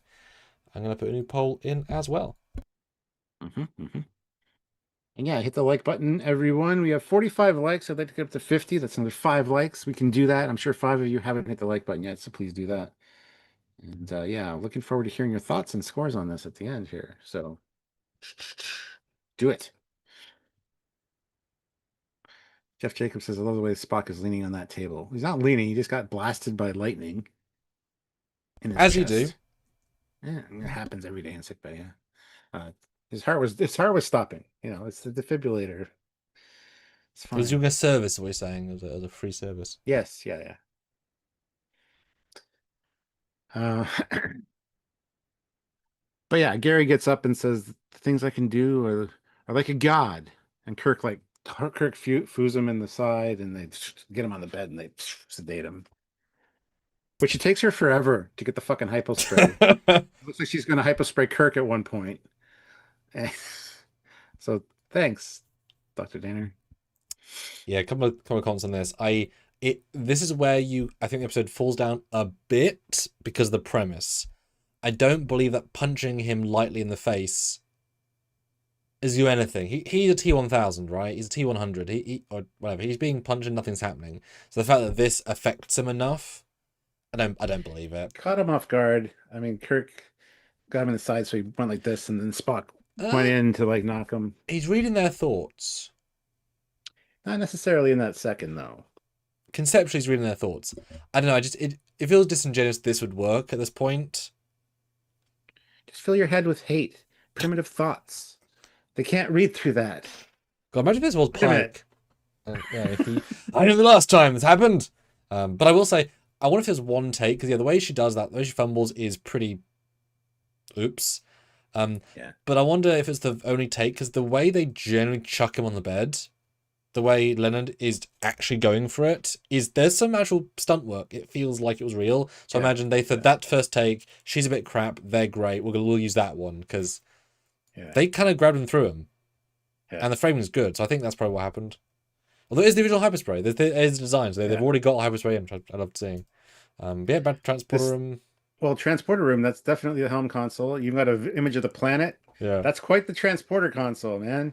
Yeah. It'd be cool if you could like just use touch like on your phone, like scroll to the part of the planet, zoom in. Oh, well, no, they did that in JJ, didn't they? They had a thing that was like astrogated. Yeah, kind of. Yeah. But I love that. They were like, we're just going to move it because why build another? We've got a console. Yeah. It's great. Classic for real throws in $5. Genesis does what even Michael Byrne hadn't. Get her show canceled after just 2 seasons. Oh, Genesis from Starfleet Academy. Gotcha. Oh. Yeah. But they bring him in. This is purely the conceit of real television. Oh. Before we move on, the Asian guy's there too, because you need Asian guys to work the materializer. Because it's called the materializer in this episode, not the transporter. And he's just one he just slinks off. That's his official role. So yep. He does his job, his math job, and then he slinks off. Oh, space math. No, this is a conceit in all television. So it's not a complaint more than just how do you avoid it. But he's been drugged, yet Gary is clearly walking himself to this set. Every time in this set, every time in this scene, he's holding himself up. And stands up by himself on the transporter pad, which hold on. Yeah, it's fine. I mean, these transporters are supposed to have a stasis field anyway. That's why they don't move.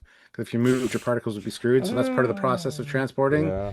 Stasis field holds you still. That's why they're perfectly still when they transport, and then it releases when it's safe. Fine. But to just Kirk like stands him up and like holds him for a second, and then like, "Hey, beam it." He's It's not, just and he's not unconscious when they beam down either, because he's like, yeah. Well, he's groggy, and it's fine, but it's just a bit odd, just the way they frame it. Again, he's this ultra powerful being, and yet same thing being yeah. drugged. I don't really believe he'll be susceptible, but whatever. Also note the bottom of the transporter room, no carpet, reflective red. Mm-hmm. Kind of looks like wood grain again. It matches the top though, and it's not bad. And isn't there meant to be a circle in the middle as well, or is that just TNG? It's not in TOS, no. Okay, it's just the carpet I'm missing then because the text is wrong. Yeah. Apart from that, it's basically there. Well, it's got a big circle on the top, Yes, it does. which is different to. Was it in the earlier scene? I feel like I looked earlier. It wasn't in the original transporter scene. Okay, it is. I didn't see it. It is. It's just not lit up. Yeah.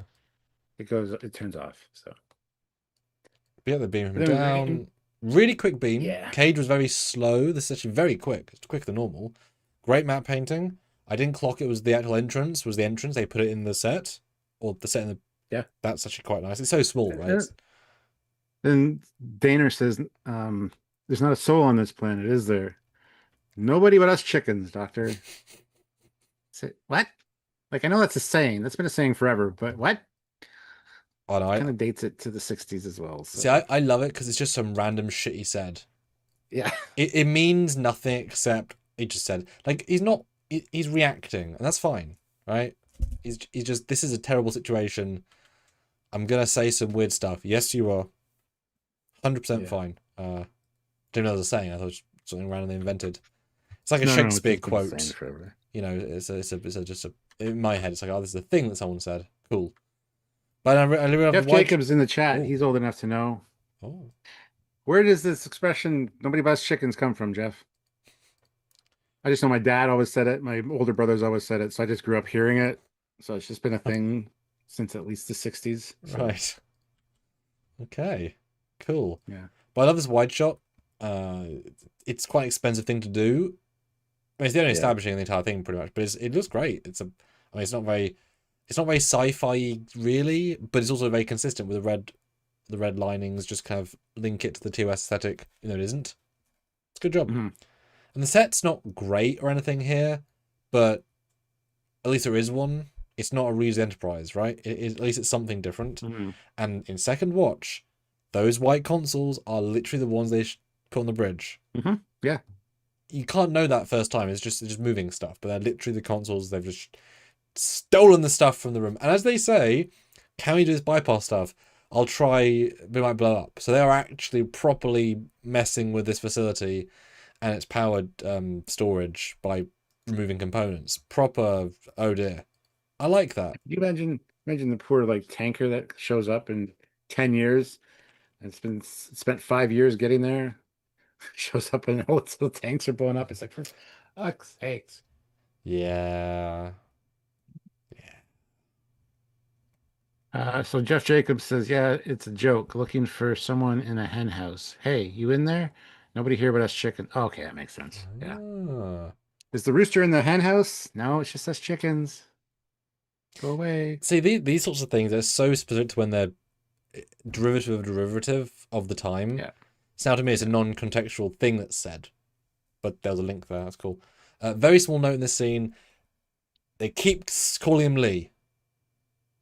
Yeah. All the damn There's time. a lot of first names. There's a lot of first names used in this episode. In a second, Kirk calls the Doctor Paul. Yep.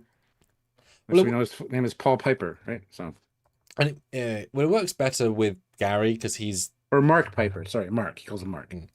It works better for Gary because he's not meant to first name on the job. But then the captain can call people first name. That's not a problem. It's just I'm surprised how much of it is first name for Lee. It's like every third line of the entire conversation they say, "Yeah, Lee. What do you think, Lee?" That's the Lee. It's like, Better Okay. check those points, Lee. Like I Pronto, love that when Gosling. Gary did it. Yeah. Pronto, Gosling. But I think it's just, he's not going to kill that guy. You're not going to kill three of our main characters, are you? Yeah, And it, they and did. Lee Kelso's so nice. He's such a good character. He- He's just a chill, friendly guy. Yeah. But who isn't chill, friendly guy? This is where I think Gary's acting gets in a new zone. He's in on the I'm gonna kill you all. Not literally, but he's now villain mode. Right? Oh yeah. This is the Yeah. god villain mode. I like the difference in acting. And And the grey. The yeah, grey hair is starting to show up. gray It's now hair. aging him. It's good. It's And good. you asked me earlier why there'd be a brig here, and I kind of like the idea of a brig here, even though it's unmanned. You would Super imagine unmanned. that because it's so where it's located so far out or whatever, it's an emergency depot in case somebody needs it. Because of an emergency situation with their ship, they have to get there. They would be like possibly a brig, food. There's obviously a lot of room for an unmanned station. It doesn't need to be this big, right? So, Who is out of the like an edge? outpost. Who's out of the edge of the galaxy where they don't know there's a Great Barrier? Like, they didn't know it was there. Like, as in, they They knew it didn't was know, there. but they didn't have scans. It was a surprise of what it did, or what it looked like, right? How many Oh yeah, people? yeah. How many people are here?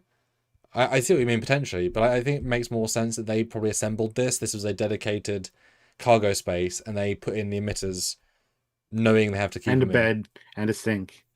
I mean, they got 400 people and 100 women. You can put some people on to assemble this stuff in half an hour. That makes more Mm, sense than randomly a brig on a facility against one I team every disagree. 40 years. I disagree. Yeah, It's one of those outposts where you just have everything you need. all that. Just Yeah. If you were doing more in universe, I would have had the tech be more NX era, because you'd yeah, say this thing absolutely. is Yeah. it's been here 60 years, and it was not new when we built it. This thing is old tech. It's not a huge point, but whatever. Dan Ben says in Stargate, there's no barrier around the universe. Well, we already know today in real life there is a barrier around the universe. Not the universe, the galaxy. Sorry, there's a difference. But there's an energy that contains everything essentially. So we already know that in real science. So you're just saying because they go to Atlantis, but that's gate tech, right? Well, so then remember, hyperspace is a pocket of the universe. So even if there was a barrier, they go into a pocket of subspace that could go Yes. through and around and over. So they're going through a little light tunnel. So I'm sure that can bypass any exterior thing, especially the speed. If the Great Barrier is still a light year across, the Daedalus can do that in 5 seconds, right? So it's vroom, gone. So Yeah. it's even if there is, it wouldn't be meaningful, and that's fine.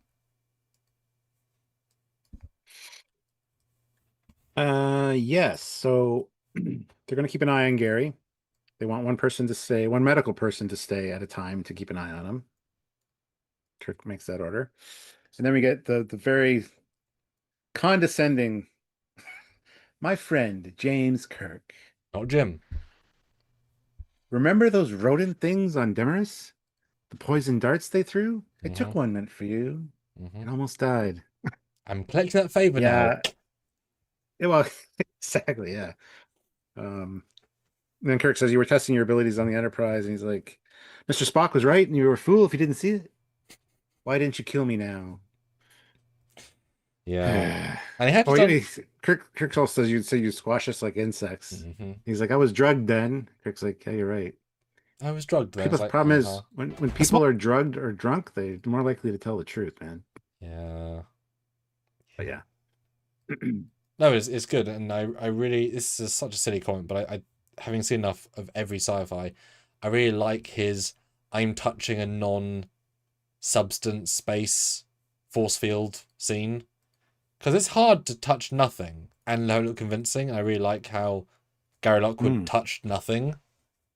Although it's funny, Mhm, the mhm. bottom of the shot, you can see his foot over the force field. That's slightly funny.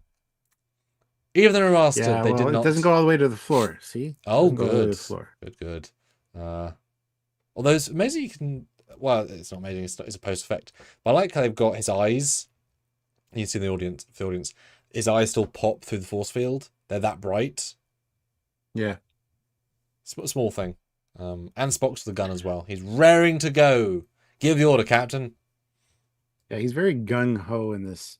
Because in a second, it's like, did you get the phaser rifle we sent down to you? I What? didn't order any. Oh, Spock walks in with a fucking phaser rifle. It's like, Hmm. good But, job, but Spock. before you get there, is that not when that's O2, he falls against the floor in quite an aggressive stunt, actually, and we see everyone looking. Is that not Kyle on the left? One of the famous TOS Yeah, extras? yeah, he's in quite a few episodes. Yeah, Yeah. it's not Lieutenant Kyle. It's forget his name. Is it not Galloway? No, not Guy. He's Guy's got a he's a moustache. red shirt. He's a red shirt. He's in a lot of anyway. Yeah, he's in a lot of TOS episodes, but it's not Billy. Billy No, it's not. Blackburn's in a lot of TOS episodes. I'm going to point him out all the goddamn time. I was just happy to see the guy. Like, I recognized him from 60 years He's in ago. more episodes than like Chekhov.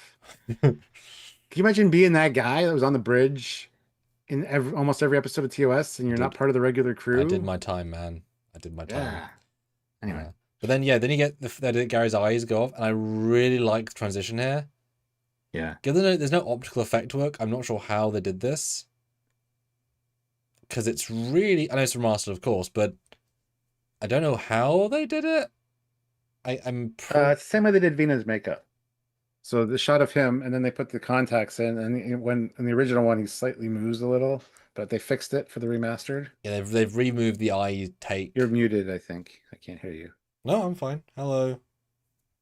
Can't hear you. Oh, guys, can you hear me in the chat? Can you still hear me? Are we doing the thing that Stuart does sometimes where he can't hear me? Yeah, I'm still seeing waveform.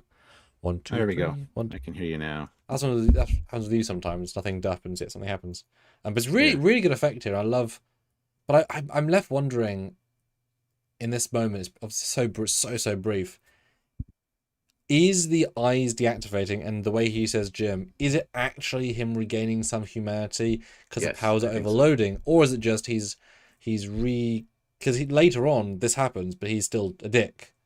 So I don't know. He's weak at that point and he gets punched. So of course he's still a dick. I don't know. It just makes it.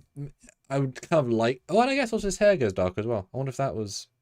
I wonder if they. The hair is very inconsistent in these scenes. Yeah. It's like the gray stuff they put in was falling out because it's probably a powder that they brushed in. Yeah, don't. But yeah, it's very inconsistent. Sometimes it looks really good. Other times it's like there's hardly any. So yeah. Yeah. And Kirk's hair is so fucking wet in these scenes as well. I know. Yeah. Doesn't look bad or anything, but it's like, damn, you sir have got some gel. Yeah. You are gelled. But then Enterprise love the white consoles going in. It's so random and weird and cool and abstract. It's great. Yeah. And as soon as it plugs in, as soon as it hits the button, they all fire up. It's like, yeah. But it wouldn't have Perfectly worked if it timed. was a second too late or second too early, and it's pitch perfect. And it's Scotty doing it. Good man. And Let's see if we can see his finger. We got to look for that in all these yeah. episodes. Oh, he's doing a really good job of hiding it. Okay. And he There's like 2 or 3 instances in TOS where you can see it. And he presses the communicator sound on the console on the helm. Those things don't connect, but that's okay. But he's doing some Scotty. There's just a little bit of attitude coming in. Like I say, phaser rifle. I felt Nimoy had a lot more time with his prop because he uses it. He has a comfortability. I said in our other review that Shatner doesn't. He actively doesn't know how to hold it in several moments when the moment is, I need to be actioning ready, and he's the reverse. But Spock's Nimoy is raring to go with this thing. He is ready to shoot a bitch. A bitch called Gary Mitchell. Yeah. Love that prop, by the way. And does it feel like Spock, Spock to not override the captain, but to order a bigger gun? Is that in his character in this situation, or is it just this version of him? It's a logical thing to do, safety wise, I guess, just in case. But yeah, it's kind of a little out of character, but not because I don't know. Hence the It's still question. early, like he's not checking with the captain. I mean, that's kind of. I love the argument Kirk here is like, so how does a trained psychiatrist know he's not dangerous, but you do? Because she feels. All I know is logic. I'm thinking we're going to be lucky to repair the ship and get out of here at all. So, yeah. And also, I want to kill the man. I have for years. What? Nothing. Bastard. He stole my girlfriend. What's her name? Khan Noonien Singh. No, wait a minute. Oh, can you imagine if Gary Mitchell kills La'an in season 5? No, cheats. steals her from Spock. Dude, I mean, that'd be takes her on a what the fuck date. is her name? I can't think of it. Oh, Lon. Lon. Yeah. Because Is what that I'm would saying, yeah. be because, like I said, there's a little bit of a feud here. He's I mean, and Spock wouldn't show it Maybe they're building visibly. to that. Maybe they're building to that in Stranger Oh, Worlds. That's why Spock's so like, nah. just a little bit. Yeah, I'm happy to kill him. Great. There's something there. It's these people don't know each other, right? This is pure character performance. They've been directed to give something nuanced here. It's great. Yeah. And then you get a nice quibble up the entire base, and you kind of feel the tension a little bit. I like it. He gives them carte blanche. He says, "Look, if you feel that there's nothing another option, no other choice, you can blow the whole thing up. I'm giving you that power, Lee." Oh, no, it's Lee. Yes, Lee. Hello, Lee. Yes, we know. Thanks, Jim. Yeah. What? Nothing. They do make a point of saying that the Enterprise, the engines are almost re-energized. Yes. Yeah, they do. In dialogue, the ship is basically going to be fine, except the geometry problem, which is a pretty big problem. Pretty big problem. And then they make a point of saying in front of fucking Gary Mitchell, not that it matters because you can read people's minds, but yeah, like Kelso's there ready to blow us all up if we need to. And Gary's like, "Oh, really? Well, I'm just gonna kill him while you're talking." Dun, dun, dun, dun, dun. Just use a thing. Yeah. Love the communicator use. I really think it actually works better in here than it does in Cage. I gotta say, the prop work is not bad here, considering what it is. And there's a real bit of feeling tension on the guy's neck. It's a good little effect at the end. It's quite effective. And very simple to do because it's like a stiffer hose. You just somebody down there like, whoop. Yeah. Yeah. And then Gary is like, "Ah, I killed a man." Moving on. What would you do for a Klondike bar? Would you kill a man? I just did. Every man. And then now, tides have turned. He's using his powers to disable them, disable the force field, and in my mind, Stuart, Yes, I know. Yep. Yep. He obviously has some level of control over her body because she's moving in a non, self done way. He's doing something to make her move, and then as soon as we do the edit, it's within 5 seconds of having this ultimate power. She's got the eyes. She doesn't start the eyes. She has the eyes. So I've always seen this. And we'll get into a version for a second. I've always took this as he's basically here. He's arrived. His power set is complete, and he knows that it's in her. And for whatever reason, it's not manifesting. And now is the time for that. So he touches her. He supercharges her in a way that instantly, in those literal 5 seconds, triggers the jump into the power set. And then which is great. His undoing is giving her the jump start for powers because there's no real indication of this throughout with her. There's no voice trick. There's no anything. Bam, she's got the eyes. But that's what I've always thought. Now on G-Strict. And I never thought that till you said it, but I kind of like the idea and it kind of makes sense. I just thought that it was very gradual with her, and that's why she was kind of empathizing with him during the course of this. And this is the moment that it happened.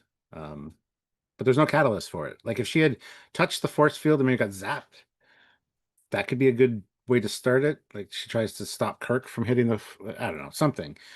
But yeah, so when you put it like that, I'll buy it. I don't know. I never got that indication in all the years I've watched this. So, but that's interesting. So yes, at the end of this, you asked me, did you learn anything? Having talked about it for 2, I'll be like, yes, I have. But I actually really like that idea of yes, if they had done, he charged he almost like blew up the force field, which then jumped into her electric. I could see that working as well. Yeah. Your poll doesn't have Kelso. I want Kelso as an option. Wow. Yeah. Sorry. Anyway. But yeah, she's powered, and it's a really striking visual. Actually, the two of them. It's definitely I think it would make people remember. Complete with the music and the fade to commercial. Then you get the two lads. I guess he made everyone unconscious as the influence. Yes. And then there's only 4 of them left down there. Right. And Because Kirk then makes a point of saying everybody else is being back up. yeah, and the Doctor recovers first. He very chill comes to check Kirk. He's not that rushing. It's odd actually how chill he is. And then she gives Kirk a pill, which is It's a sure. triox pill. Is it really? No fucking idea. Okay. It's a bit weird, but sure, why not? And it jump starts him into the action scene of it's very Kirk, right? I'm gonna go single-handedly fight God. I'll do that a few times. Yeah. But boy, like don't call the crew. He's got to communicate it because you see it later. He doesn't call the crew. He doesn't warn anybody. He doesn't say fire the phasers. He's single-handedly taken this upon himself because I think he thinks here, had I just done this earlier, I gotta go right, because he does. He shoots him straight out. I think he's thinking I've got to go the ultimate solution here, and it's dramatic, right? Yeah. It's pretty serious. And this is a trope we should keep track of during TOS. How often Kirk is the first one to wake up. I understand the Doctor woke up first, but usually when they all get knocked unconscious on the ship or on a planet, Yeah. the captain's always the first one to come to. Yep. Because that's captain training for you, I guess. Yeah, sure. Yeah. No. Yeah, why not? And let Spock sleep for an unknown amount of time. Well, he says, don't give him a pill until I leave. Then give him a pill and get the hell out of here. But yeah, as soon as you leave, you give Spock a pill, Spock's going to come to. He's going to realize you left and go after you. The women! I mean, the one woman... Well, somebody... It's funny you pull up the communicator, because somebody in the chat, I think it was Jay Moore, said, yeah, when Kelso died, he dropped the prop and broke it. That's why the next time you see a communicator, it's new style, because they broke their only prop. Okay. It's fucking funny. Sorry. Anyway. Oh, that's good. But yeah, he goes after them. And this is very much like the fifth act of the piece. We're going to Talos. And it is an action film with a very alien feel. Not the film Alien, but a very alien feel. And it's good, but it's very its own thing, right? Well, I also like, before Kirk leaves, he picks up the phaser rifle. First thing he does is set it from yellow ring to red ring, which is kill. There's three different colored rings. There's yellow, orange, and red. I think yellow is stun, orange is disintegrate, and red is kill. And that's the rotating cylinders. And later, we'll see it when we get there. The final shot, they're not lined up, which fucking irks me. And I didn't notice it until these rewatches. Right. But yeah, the first thing he does is rotates it to kill. It's like, okay, well, you didn't like being knocked unconscious by Gary and being betrayed by your friends, so fuck them, I guess. Straight, the line was drawn here and no further. You know. Yes. You punch a bitch and you'll yeah. No, it's very different. And obviously the joke house being is just the reuse. Well, I do appreciate. I think they repainted all the rocks to have this copper, which feels like mineral and ore. Have a rock-like look as opposed to more metallic. Well, there was two in the previous version, but I feel like there's ore through them. It's a very small thing, but you can totally see the Talos landscape and the back wall. Which, hey, if it was still standing, use it. And it's like this would be so expensive to do for the fifth act, but it's here, right? I do like Adam and Eve here making their own garden, but. And I saw it more the second time, and you said this about the cage. Because they obviously cleared the soundstage to make a big space, you can see that there are the real rocks touching the wall of the painting. Yeah.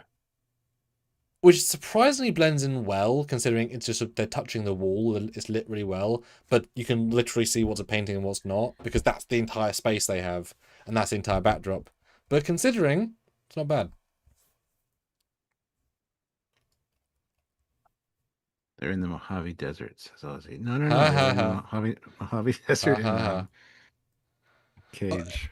This is entirely not a good point, but I wonder why they didn't use the blue flower props here. The blue what?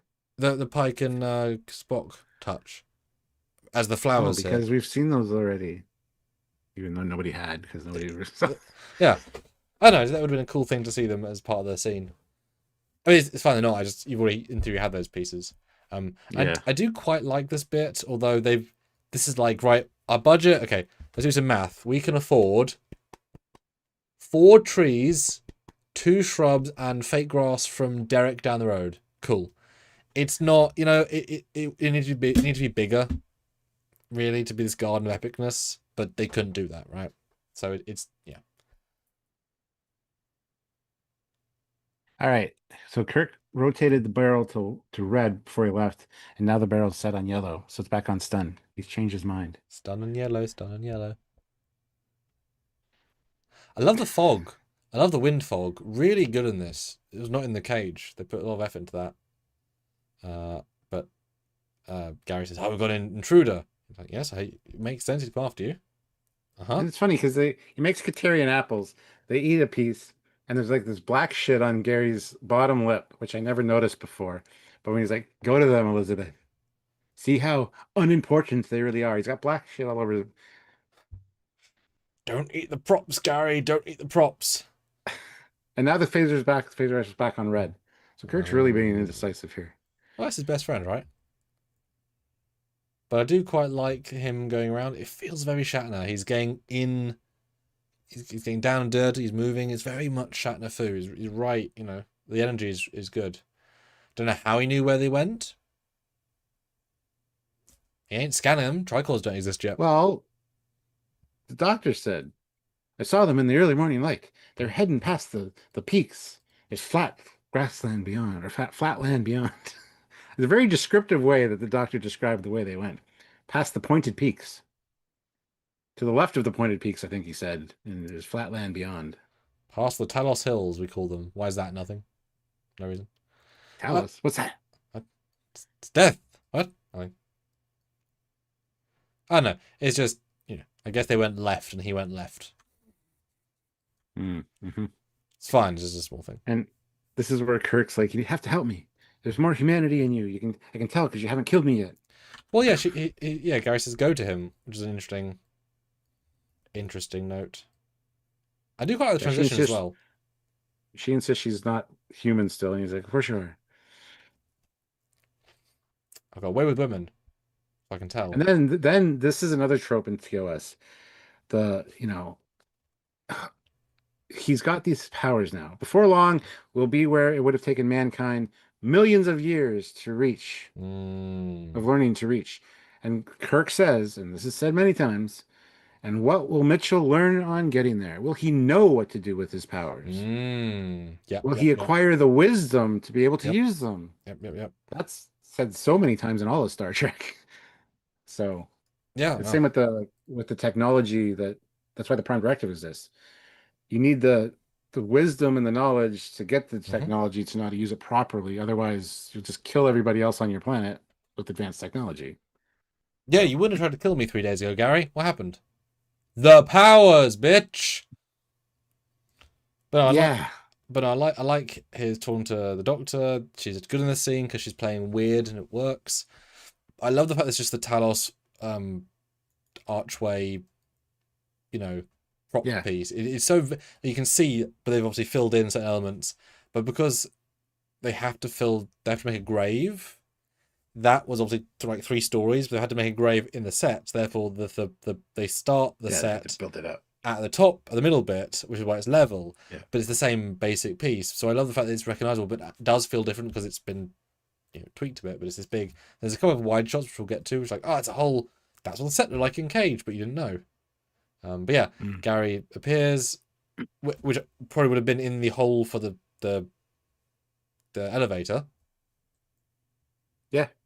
They just cut it down a bit. If it was styrofoam, whatever, that's the hole. And like I said, Kirk does not hesitate. He does shoot him as soon as he gets the target. There's no second beat. There's no close up. It's just boom. I'm doing it. Shoot.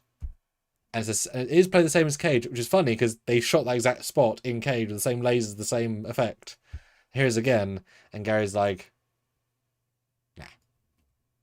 I'm not even letting my shirt get damaged, bitch. I'm mind controlling the shirt too. Yeah. Theologians be proud. Yeah, we start the Kirk torn shirt thing again in this episode, so it's going to be a thing. Well, we started, yeah. But I really like the fling, the prop. It's actually quite an effective. Ooh, gone. And You gotta think that was probably expensive to build. oh So yeah, somebody's like right off camera to catch that, because yeah. otherwise, shit. Well, that was the last shot they filmed in the entire shoot. It's like, well, if that's destroyed, we're gonna That's why again. we've never used it again after this, because it fucking broke. Jim, you Same with broke the it. communicator. Also, second watch, this scene's better because I didn't really get the logic of why the first time of why he could do anything to him. Why is the way Gary wants to kill him is to make a boulder fall on him. There's no connection there, That's not what he's doing. but he makes it shift until The boulder is to close the grave after he's dead. It's the same size. That's why it's teetering on the edge. And then later Kirk shoots it. It fills the hole perfectly as well. Yes. Okay, so I took it as he's gonna kill him with the boulder. No. Which also, The boulder's there. Yeah, yeah. I mean, that's what Gary It's like does. a tomb. He dies from the boulder because the boulder hits him in the tomb. So it makes sense. Yes. But both had neither, but I always thought it was a bit weird. But yeah, he says, I've been deciding how I'm going to kill my friend. It's like, oh.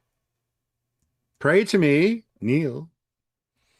Well, not just that, he says pray, but then to both of you as one of you, and then he converts to pray about dying. It was a very subtle, like, oh yes, there's two of us, don't worry. It's a fair point, you know, can they work together? Don't know. And some really good Shatner overacting here. The way he moves, but it's so Shatner, it's so Kirk. He portrays being in pain. Well, like and gritting his teeth, and like it's really well done. But he's also being just affected by a god creature, so he can overact. It's fine. Yes. It works well. It's not like he'll overact like this at all ever again. So although not get out of your system now, Kurt. Although not a lot of dramatic pauses, I will say. No. That hasn't appeared yet. I do think, and I think both times I felt it, it's a little bit abrupt that she decides to force lightning. Yep.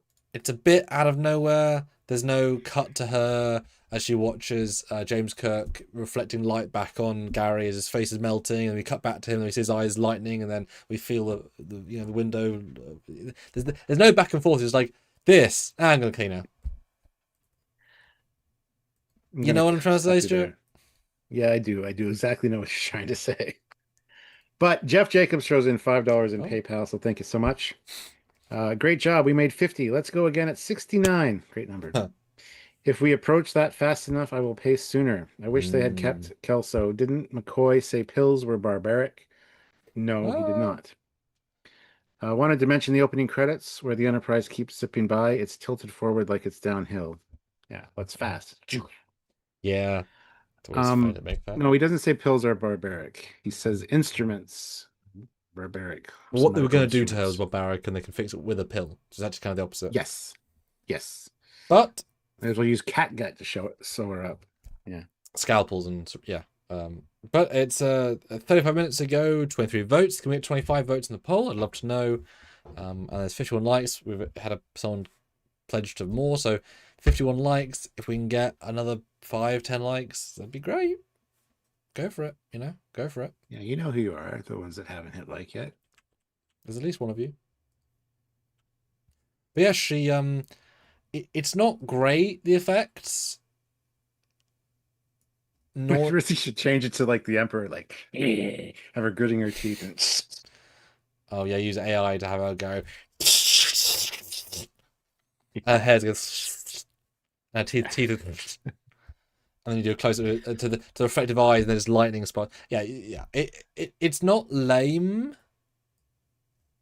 but it's there's no pun intended. There's no energy to it.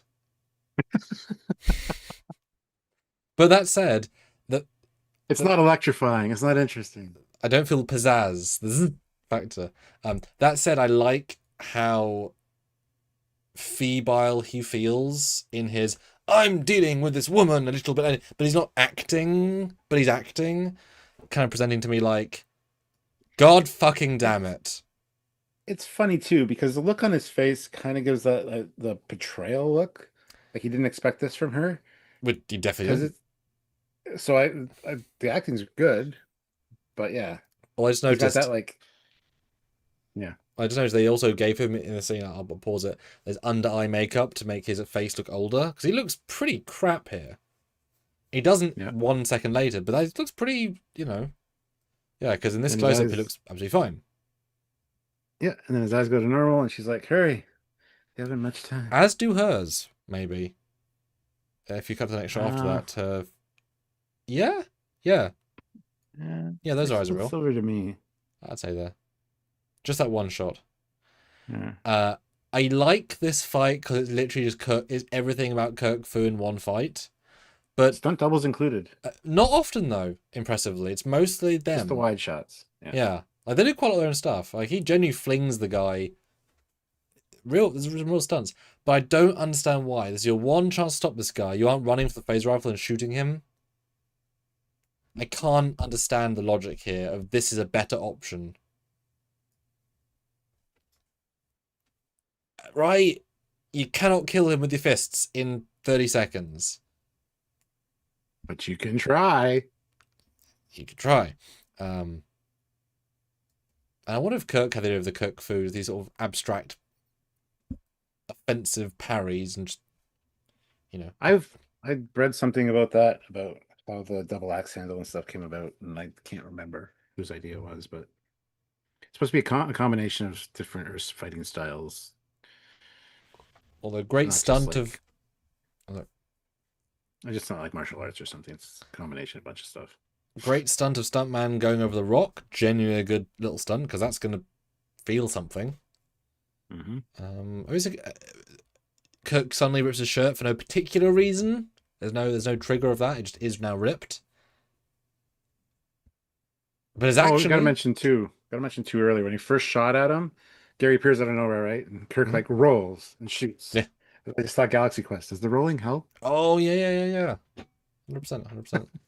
I forgot to say that at the time, but But they get right to the moment, and I'll pause here. You can see Kirk's rank braids coming off, yeah. which in fairness he's been in a fight with a god, but Kirk, had he just done the rock down and smashed Gary's face in, solved. But this phaser he won't phaser on kill, he won't hesitate. But blunt force brutal It's murder. Gary. It's Gary at that point. His eyes are normal. He's like, Gary, forgive me. And But he's that's supposed to do it, and the eyes go back silver, and that's when he stops him. But that's the time you have to kill him when he's Gary, not God Gary. I know, but you still like it's your best. get it. Like I'd pause for a second to kill you. Still do it, but I'd say sorry afterwards. So, Oh, afterwards. yeah, I want to make sure you're dead because otherwise you would complain that I didn't do it soon enough because then you would get I your wouldn't bad cards I wouldn't back nitpick and- if you failed your one job, yeah. yeah. Well, not really So, nitpick if you're that crap, is it? Really, to be fair. right, I'd pause for a second, just saying, like, sorry, Sam. I'd say it as I was throwing the rock down. Sorry, Sam. Sorry, Sam. This hurts more You'd than it hear hurts sorry, you. You'd hear sorry, and then you'd be smooshed.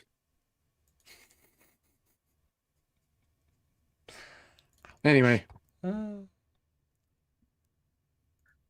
but yeah, and then there's more of a scuffle, and we get really weird, like shit from Shatner, like trying to stay away from him. Well, I love the stunt fling when he's got his powers back. Oh yeah, it's that's great. And that's the entire set. I love it. That you can see the Talos, you can see the So it's not a small thing. Yeah. Yes, indeed. And you get the reversal of him almost using blunt force. So they go into the grave, which I entirely forgot. Quite thematically interesting. Kirk scrambles out, grabs the phaser rifle, and fires with, well, not at Gary, but at the rock. But the coils are not lined up. God damn it. Sorry, that just really irritates me. Also maybe in one take. It probably was. And they're like, that's really great. Nobody notices that till afterwards. And then they're like, oh shit. Oh well. I think that's No one will notice. I think that's a real explosion that they use on the rock face. A real pyro. It's very quick, but that's a nice addition. And then the tombstone goes in, which is kind of funny. Which, yeah, don't hurt the actor. It's a shit out of an episode of fucking Discovery season 5 where they find this skeleton on a planet and a tombstone underneath of it says James R. Kirk. You're like, who the hell is this? And it's just James a guy. R. Kirk, clearly. Well, yeah, and it's just a skeleton with his eyeballs, like just solid the glass. and then one of the actors touches it and becomes, absorbs the power. Anyway, but I'm every time, the 2 times I've left watches, I thought, he's not really dead, is he? Surely he had his eyes back. To bring him back. There was potential to bring him back. He had his eyes back. It's a styrofoam rock, not that heavy. I don't know. It felt like this is not the most satisfying way of killing him with no confirmation. Personally, yeah, I don't know. Yeah, you would assume the ship may be scanned later to make sure, but sure. No energy readings, no life signs. But what does she die of? Just exerting herself to take out Gary is enough to like have her die slowly. Stuart, it's a famous condition. It's called the Amidala syndrome. She gave up the will to live because she didn't want to be a god and betray her humanity. Gotcha. Okay. And then she gave birth to twins, which Kirk didn't know about. And they come back later as Q, I guess. I don't know. Anyway, 30 votes. I asked you the question, do you wish Gary Mitchell or the Doctor character were recurring TOS characters? Variable options here. The winner, pretty close though, with 33% nope to either. Sorry, Stuart. But near enough, 30% Gary. Yes. 23% both. Yes. And 13% just want the Doctor. Interesting. I really like how he sidles up to her in a very intimate but not inappropriate way. He knows she's probably dying. Like, he can sense that. He's obviously been brutalized. They've done this together, and he's very much to her level as a person, and then she dies. It's really, like, characterful the way he does that. Yeah, and I got to give them credit as well for not doing the trope with the blood trickling out the side of the mouth or out of the nose. It looks like 3 scratches on his face. That's fine, but yeah, he's scratched, not bleeding. How many times in TOS is there just like a little trickle of blood right there? Like, we'll find out. Oh, look at the inside of Kirk's uniform. All the little stitches. It looks like crap. Oh, it's so cute. That's terrible. Because they probably didn't know it was going to get ripped in the final battle when they made the costumes for the start of filming, right? They would have made a version that was more clean. It's just, That's why they have new uniforms. So the communicator broke because Kelso dropped it. The phaser rifle got whipped across the set and broke. And then his uniform got ripped. So they're like, fuck it. We're just going to, for the next episode, we're just going to make everything new. 8 days from now, when we finish for the next one, you have all the uniforms. But I gotta say, I really like the cage communicator coming out here.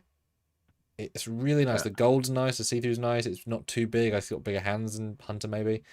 But it's like, where was that the entire frickin' fight? Our Shatner? Our Kirk? Because that was on him, right? Whole time. Yeah. And then we hard cut to the top as there is some repercussions for once. Right? Yeah. Shatner's got a broken hand or something. And Scotty's in the ops chair, whatever. Yeah. And you see the sign on the side of the chair, 3C42. Don't know what that means, but there it is. There we are. And his 8 discs, a whole load, big reader. And also, yeah, he gives them commendations, or at least, yes. What does he say? Captain's log. Add to official losses, Dr. Elizabeth Danar. Be it noted, she gave her life in performance of her duty. And Lieutenant Commander, he's only Lieutenant Commander. Okay, good. Gary Mitchell, same notation.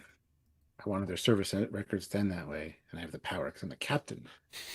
That happens again. Who do they do that for? Oh, motion picture. Decker and Alia. Yep. Yeah.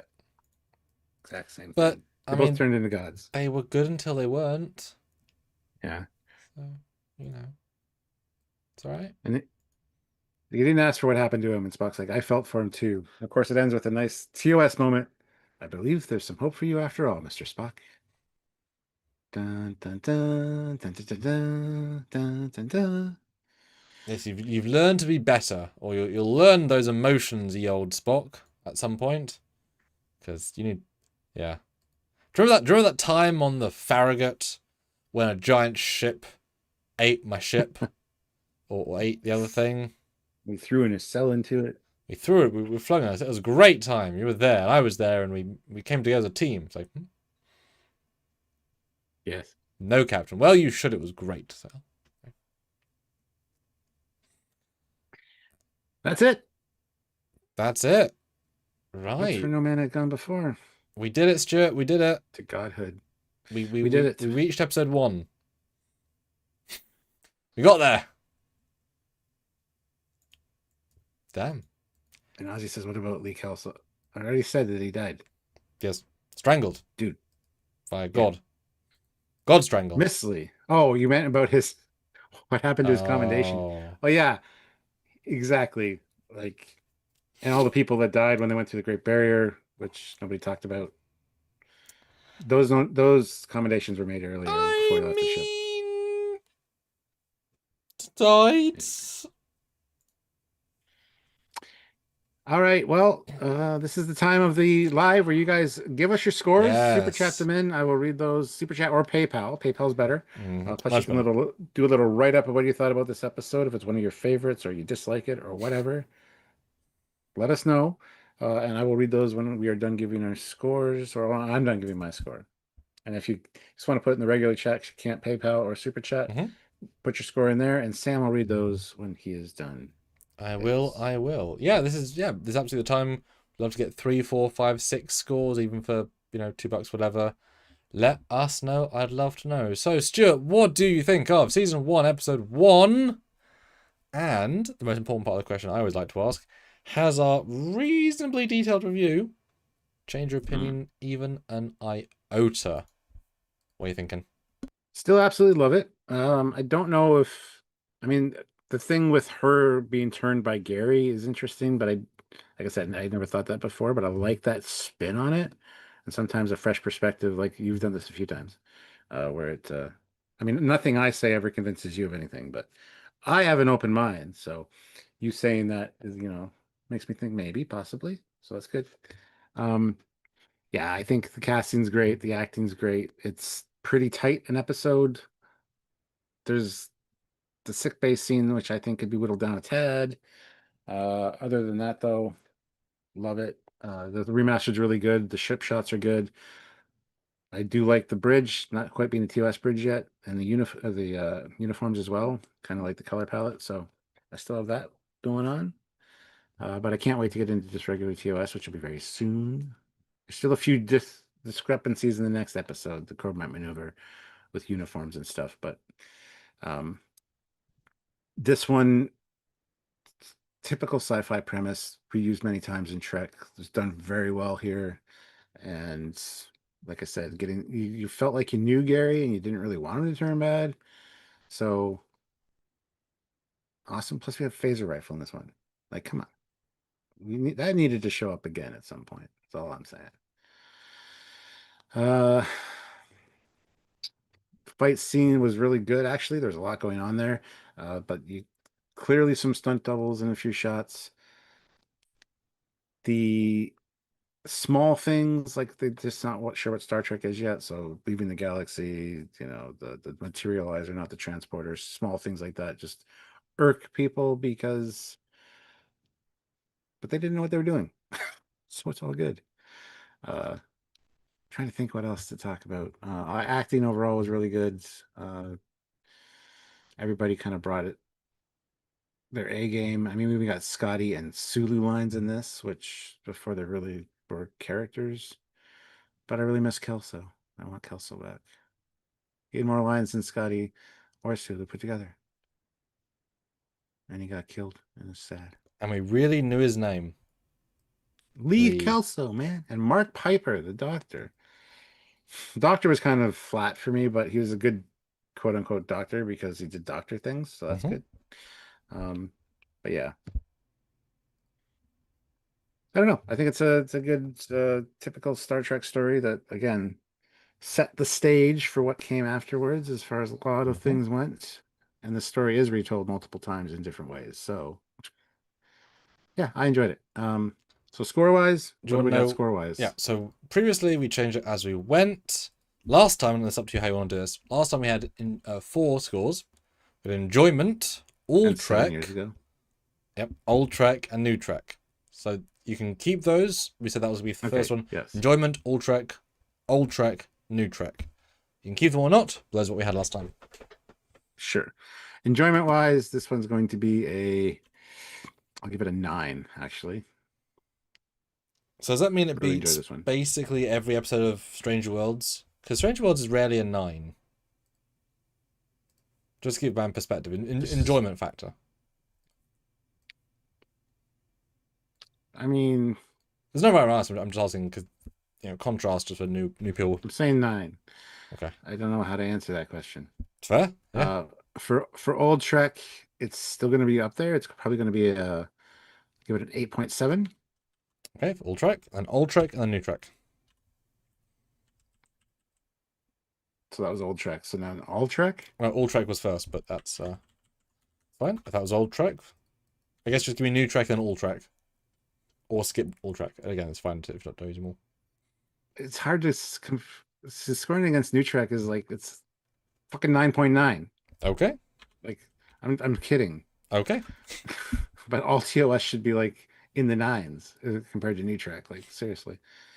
I don't know how that metric works exactly. Well, so compared to that's confusing. Kobayashi from Prodigy and Wage Douche, like Wage Douche is a better episode than this, I would say. Yeah. So there are better episodes of New Trek All for right. sure. Well, okay. 8.6. So New Trek 8.6, Old Trek 8.7. Sure. I Okay. don't know what to tell you, man. Yeah, sure. And what's the last metric? That was the last metric, New Trek. But there's only 3 scores. I'm supposed to give 4. Yeah, it's because you skipped Old Trek. All Trek? Yes. And then I'll give it a now. Okay. I didn't skip anything. Okay. Jesus Christ, man. Welcome. Let's see. I don't know. I'm just making shit up as I go here. 8.5. Okay. What the hell? Guys, put in your scores. We're at least 2 super chats or 2 PayPals. That'd be really, really important. We're obviously well below the minimum, so thumbs up, please do. PayPal doubly so, and let us know your score. Main chat as well. I'd love to just hear the full ranking. It can be however you want to define the scoring. Up to you. We got a score in PayPal. $2 from Classic For Real. So Classic For Real was here in the live from the start and still feels lost following along in the episode out of 10. Oh damn. Well, that's sad. Yeah, a little bit. All right. So feel free to put in super chat scores still. I'll read those after Sam's done his little spiel and scoring. But yes, we would love you to put some super chat scores in. We want to hear from you guys what you think about this episode. Anyway. Yes. Sam. Hello. That's your name, yeah? Mm-hmm. What would you rank this now having talked about it for 2 hours? Did I open your eyes to anything? Absolutely not. But has the discussion changed anything for you? And is it better, worse? What's going on in your brain, fan? Yeah, I think we found some depth that was not as evident, which I appreciate. But that's entirely because it's like a painting, right? We added more layers than were potentially there, or than implied, or whatever. But I liked a lot of them. That was good. I still think that the main 2 actors rubbed me the wrong way a little bit, but they've got such a hard performance to give on both sides that they're not average people. They're not doing it the average way, right? They're playing knowing they have to play the creepy side better and best. So that's the kind of, going in with that. But yeah, it's a very strong first episode, all things considered, with a few rough parts, but the script is not one of them. The pacing is not really one of them. It really benefits. Had they not had the first pilot, they could not have built all the sets, and you'd have had a lot more scenes on the bridge, a lot more scenes on the other things. It would have been a lot cheaper feeling, but they actually had a really broad set of stuff in this. Like, this is going to impress a lot of people. There's 2 full episodes of TV's worth of money for sets. And so you have a ship. You feel like you have a whole ship. You feel like you have a space that's real. That obviously would impress people at the time, because you have action, you have adventure, you have a good script, you have good characters, you have... Yeah, it's impressive for the time as just being a good story. The ending is a bit more TNG-esque. So it just ends, but also just kind of begins, right? But it doesn't, it kind of feels like poetry. It rhymes. I don't think Gary nor Lady would have been very good in TOS per se, but that's because I think they're just very, very, very built into this structure. And Lee's fine, Doctor's fine, but they took what worked and they kept going, right? That's a testament to TOS, and Uhura and Chekhov, etc. But yeah, it's a hard metric. The fact that it stands up compared to things like TNG is a testament to the episode. And even the canon stuff that doesn't make sense is still, you know, they've smoothed up so many edges so much that it's just, you know, we're right almost there. How things are consistent, you know. So it's an impressive piece for what it is. But most of Trek is better.